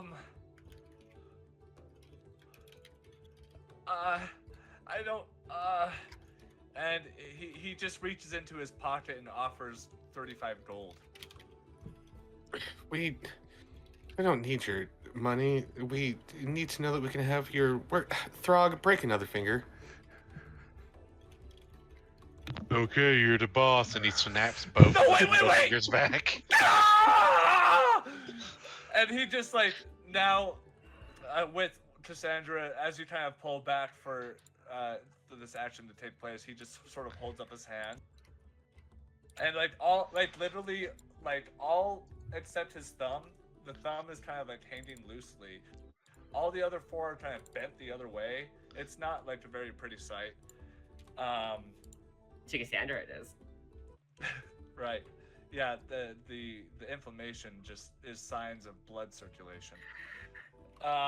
Anyways, I'll say this: he'll finally kind of break, as he just has tears streaming down his eyes. I'll show you, but it might be suspicious if we just show up with you. I think we need to, I don't know, disguise you as initiates or something. It will be easier that way.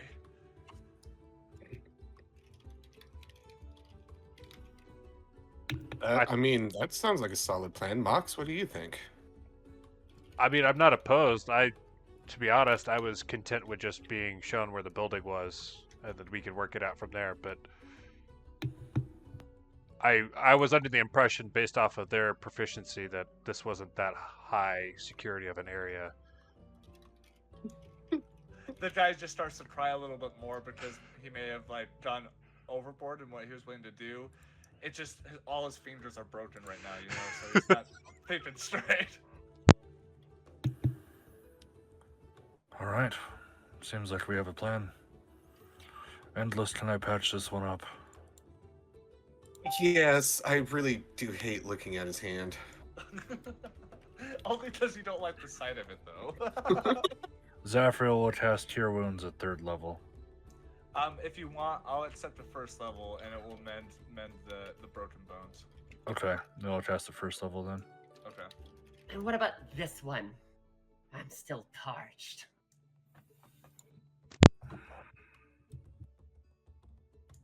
To be honest, I wasn't even aware that he was still alive with how much blood you drained, but... Yeah, I expected you to kill him. I mean, I don't think we need all of them, do we? Oh, fantastic. And she doesn't even hesitate, and she literally bites his throat, rips his throat open, spits the meat out, and then just goes in for more. Yeah, and this is vigorating. Like, this has been something that you do all the time. Like, you suck the blood and kill criminals. But, like, you've never done it in a group setting. And something about the voyeurism aspect of it is really, like, you know? Yeah. Like, as his body's all, like, shaking violently before it just drops dead, she just drops him with her whole, from, like, her nose down, her whole jaw is covered in blood. She goes, it's exhilarating to eat in front of an audience. Specifically, Mhox and Zaphreal, although you know you're aware of her vampiric state, you can't but help that she's playing into the fact that she's feasting right now, and it's absolutely morbid. Yeah. You had to make it Zaphreal. weird. You had to make it And she's like licking off her fingers. Yeah, Zaphreal's going to turn his head. Yeah, we'll say you Yeah. have like a Yeah, little you. blood spatter up the face. Yeah, you. For those who care to notice, Zaphreal seems completely like almost sorrowful and regretful of the actions. Oh shit. English will just kind of be like, "Oh, where are my manners?" And he snaps his finger and dissipates the boa constrictor that was constricting that one. Oh god. Yeah, he finally can take a deep breath after like a good 5.5 minutes. Sandra's gonna look at the rest of them. Go.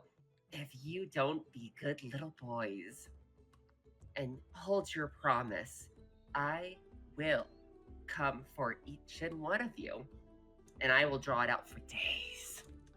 You will. I'll let her do it. At this point, the 2 other people are now conscious, and though they've been unconscious this whole time, they can understand a powerful threat when it comes towards them. Especially And when there's they a all- dead body leaking blood. Yeah, I was just about to say they look With a over big hole in the throat. and there's like a dash of a neck missing, and a whole section of this alleyway is just like coated in a thick layer of iron, like that sort of iron, dark iron blood. So, feeling quite confident that you have these guys on lock, they begin to lead you all down the street, the opposite direction that they came from. And after about 15 minutes of walking, eventually you kind of come to what can only be described as like an industrial district, where it's mostly just like acres and acres of like warehouses. Upon entering one, the bald individual that's tattooed looks over to the rest of the group. Okay, if I'm going to sell this, you all just need to play along, okay? No funny business.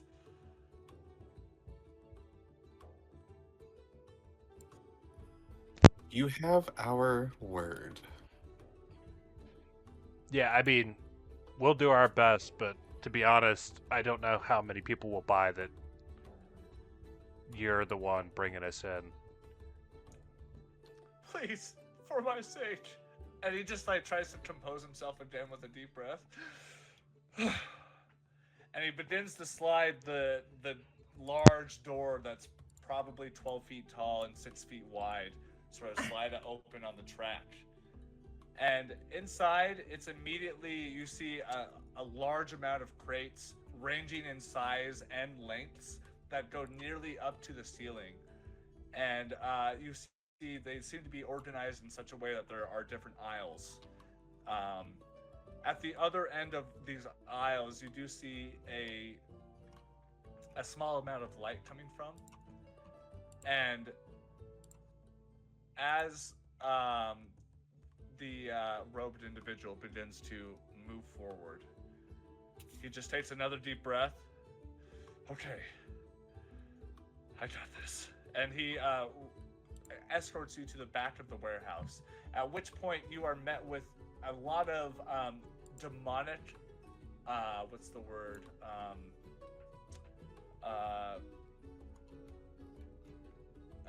Shit. A lot of demonic symbolism is in the space outside of the banners that are being hung that sort of reflect the symbol of Kezurex. There are a smattering of different bones and torsos that are still in the process of decomposing. In the middle of all of this, you see a large dark oak table with an individual on the other side sitting down. In the corner behind him seems to be a hearth that was constructed after the warehouse was acquired because of the change in material. But as the fire glows brightly, there seems to be an elvish man sitting at the desk with long, silvery hair that goes to about the shoulders, with two bangs that are grown out to about chin length on either side of the face. As he looks up, Malcolm, I see you brought some visitors. As he sort of stands up in a sort of levitation sort of manner, his chair is pulled out from him and tucked back in a psychic manner as he sort of floats back to the hearth and begins to pour himself what seems to be a glass of scotch. Please, please, come in, come in. As you all begin to file in, Malcolm, the tattooed individual, speaks up. Yeah, boss, it seems like I've found some people that are upset with the world at large. He begins to panic and start to bite the inside of his cheek. Zaphreal will come up and pat him on the shoulder. Yeah, it's been a long time since I've been a part of one of these things. You've done quite a scout there. Deception check.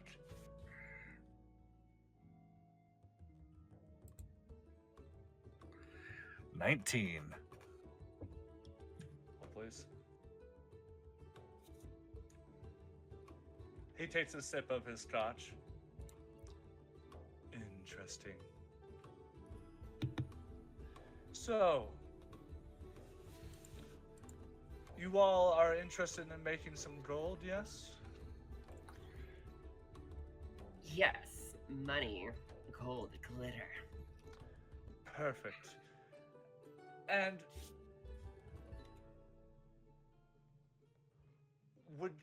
let's see here.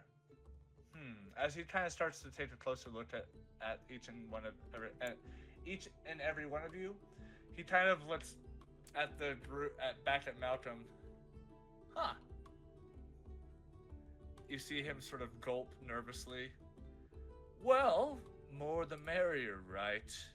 As he looks over at Endless's direction. I'll get the paperwork as he turns around and goes towards what seems to be a filing cabinet. Can I roll an insight? What are you trying to discern? But yeah. I wanted to try to discern if he's trying to stall. I'm trying to see if he. It's like when you tell someone, "Don't you press that alarm button?" Yeah, I won't touch it. Right, I'm just gonna. Gotcha. Cool. Insight, please. Can I help her with insight? Because I'm kind of curious as to like why he paused in my direction the way that he did. Because this is more of like this inner dialogue moment for the both of y'all, I'll make it 2 checks as opposed to assisting. Okay. 24. Damn. 18. You're like, fuck me. As he turns around, it becomes pretty clear to you, Cassandra, that he may not be on to you guys, but he doesn't seem to sort of... You get the impression that he thinks there's something fishy afoot. As he turns around and grabs these papers, well, he looks at all of you, and then he eyes you, Cassandra, for looking at him so intently. He eyes me? Just because you're staring at him. He looks back at you. Right as his eyes meet with mine, I use my vampiric charm on him. Oh, okay. Is there a save? Yeah, it's a wisdom 17. Okay. But can I use my inspiration to give him a disadvantage? Why the fuck not? Yes. Her eyes glow a pretty blue. I rolled an 8 and then a fucking 17. So yeah, that's a fail.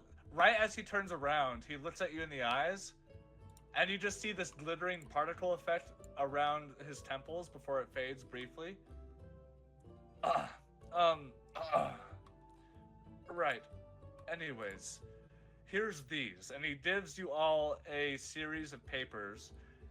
You read it if you want. It's no bother. It's just really just insurance that your crime doings don't come to bite us in the ass. If you wouldn't mind just signing the last page at the bottom.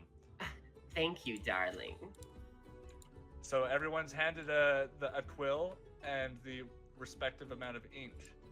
What do y'all do as he kind of goes to the other side of his desk and pours himself another glass of scotch? Frog, can you write? Nope. Did Can't read Endless or write. did Endless get anything off of his? No, sorry, I didn't specify. His roll wasn't high enough to pick up anything. This guy's pretty, quick with his wits. Was it off the cuff, or what does that vampiric charm look like? Like, would Zaphreal have been able to notice? Because I'll say because you've been traveling with Cassandra, that you recognize this as her charm. But I'll just real quick, just to give her the floor, since it was successful. Cassandra, what do you do as he pours himself another glass of scotch? She's gonna almost like he can't even she's basically gonna glide over to him as she puts her hand on his shoulder and goes, "What are you pouring there, darling?" Oh, just the finest dwarven scotch on the just brewed right at the top of the Meadoff Peaks. Would you care for a glass? Her shadow weave is gonna change her main outfit to kind of show her bosom a little more as she presses it against his back, and she goes, "I would just die for some." Upon which he gladly pours you a glass, and from your attempt seems to sort of lighten up a bit. So, once you guys have all signed this, I think we will be able to do very terrific work. I think so too, but why don't you? And she actually gets a little more brazen. She actually sits on his lap and puts her arm around his shoulder as she takes a sip of the drink. How about you explain this contract to us? Oh, it's simple. You sign, and it sort of talks about the gold you'll be making, and the like I said, insurance.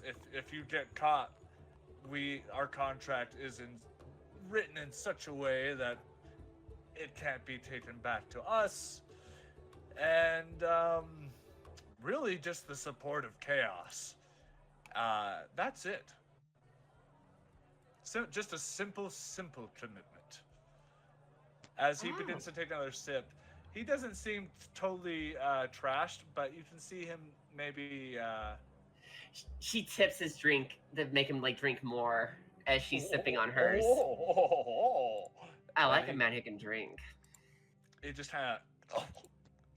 Yes, I am that. So, where were we? Yes.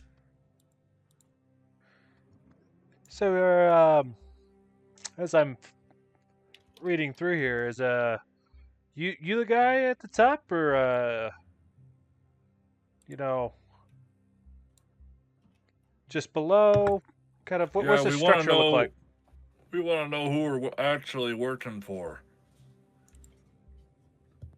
He was starting to feel a little bit sus, but as Zaphreal chimed in and kind of threw him off enough to be, well, yeah, of course.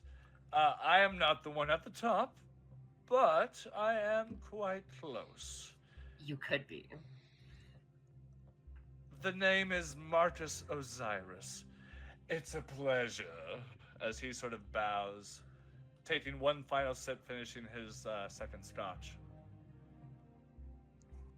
Well, I will say we've at least heard of you, but you said you're not the top, so who is the top? He begins to feel a little more,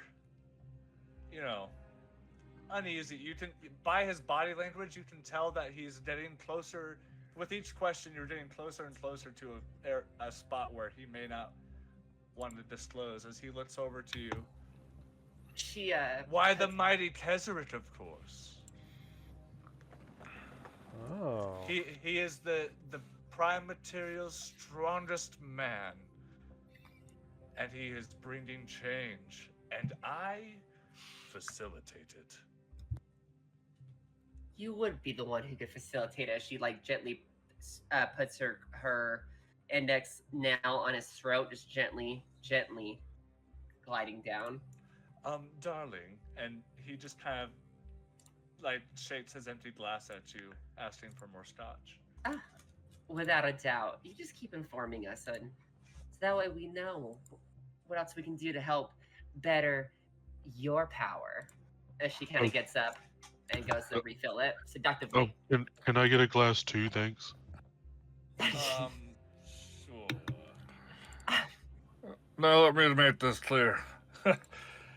We're not your average party, okay? We've been traveling across the Urim Empire doing all sorts of missionary work, and we have not failed one time. In fact, I'm pretty sure I could take on the entire Urim army all by myself as I flex my muscles. He fought 8 owlbears by himself as she's pouring. I just don't want to be wasting our time towards a group of people that may not be worth our while. I don't want to sign anything until I know for sure that who I'm working for is really who they say they are. Right.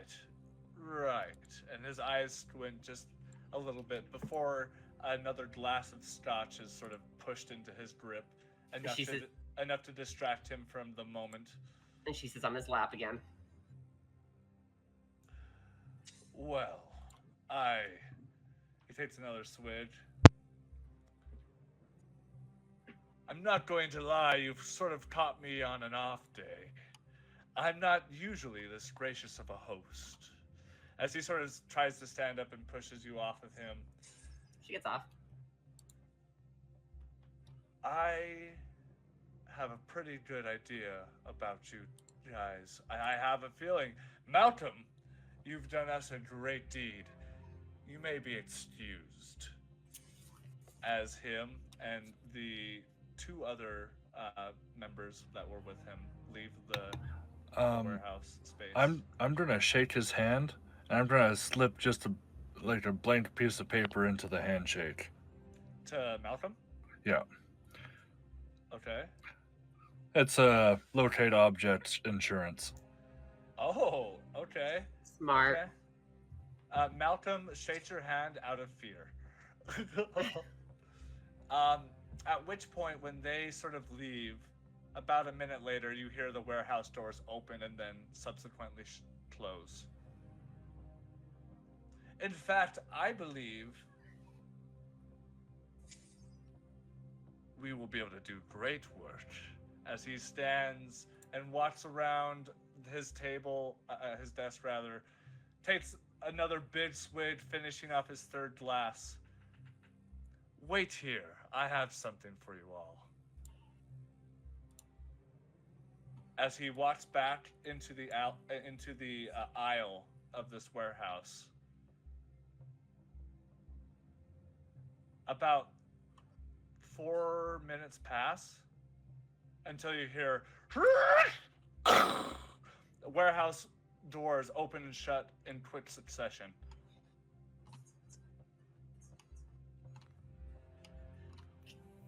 Is he in the room with us right now? Or he's still on his way? A couple moments pass, and he doesn't return. I'm gonna cast locate object on that piece of paper. We'll say, what's the range of locate object? 1,000 feet? 1 second, sorry. Christ.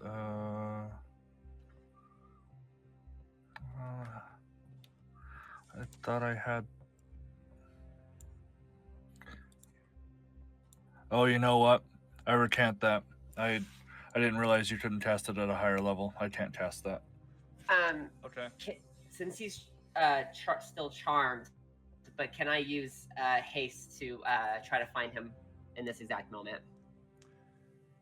It's at this moment that the group sort of looks at each other and has a collective, wait, what the fuck? As Cassandra, you bolt around the aisle, you don't see him. It's pretty likely that he just fucking bounced. And they just hear her go, "That's right, bastard, I'll eat him!" And she'll just turn into a puff of bats and go hunting. Do you all follow suit? Yeah, Mox is going to take a little bit more structured approach, looking for any signs like a trail to follow. But other than that, I'll say that at the entrance of the warehouse is the broken whiskey glass that he was using while he was sipping his scotch. Zaphreal is going to zoom towards the warehouse doors and knock them down with a thunderous smite. Okay, everyone else? So everybody's going out the front door. Yes. Well, I use Misty Step to basically get to the rooftops, and then I'm hasting. Well, I think Misty Step, it has to be within something like a space that you can see. I don't think you fair can enough. just bamf onto the roof. That's fair. Then yeah, she's basically there, and then she's basically hasted, and she is fucking Gojo running. I mean, Gojo running. Cool. Throg? Yeah, whatever direction he went in, I guess if it's the front door, he'll go that way. Kind of charging on out. Okay. Endless, how do you respond? Engless would be following right behind Zaphreal's heels. Okay. Fia. Yeah, same. Which direction he went, I'm gonna head that direction. Right as the group busts out of the warehouse, Throg, I'm even going to say that you just like forego the door and just blow a hole, like a Throg-sized hole in the wall as you just walk out, like run out of the warehouse. Oh yeah, Kool-Aid Oh Man yeah. style. Oh yeah. Oh And yeah. right as you guys bamf out into the street, you can see maybe a block down the way. Marcus looked back over his shoulder and go, "Oh yeah!" And he kind of stumbles over himself and trips and picks himself back up. How far is a block? Like what, a quarter of a mile, if that. Yeah. Okay. But that's where we're going to leave off for tonight. Damn. Damn. Okay. We'll pick up next time in the pursuit of Marcus Osiris.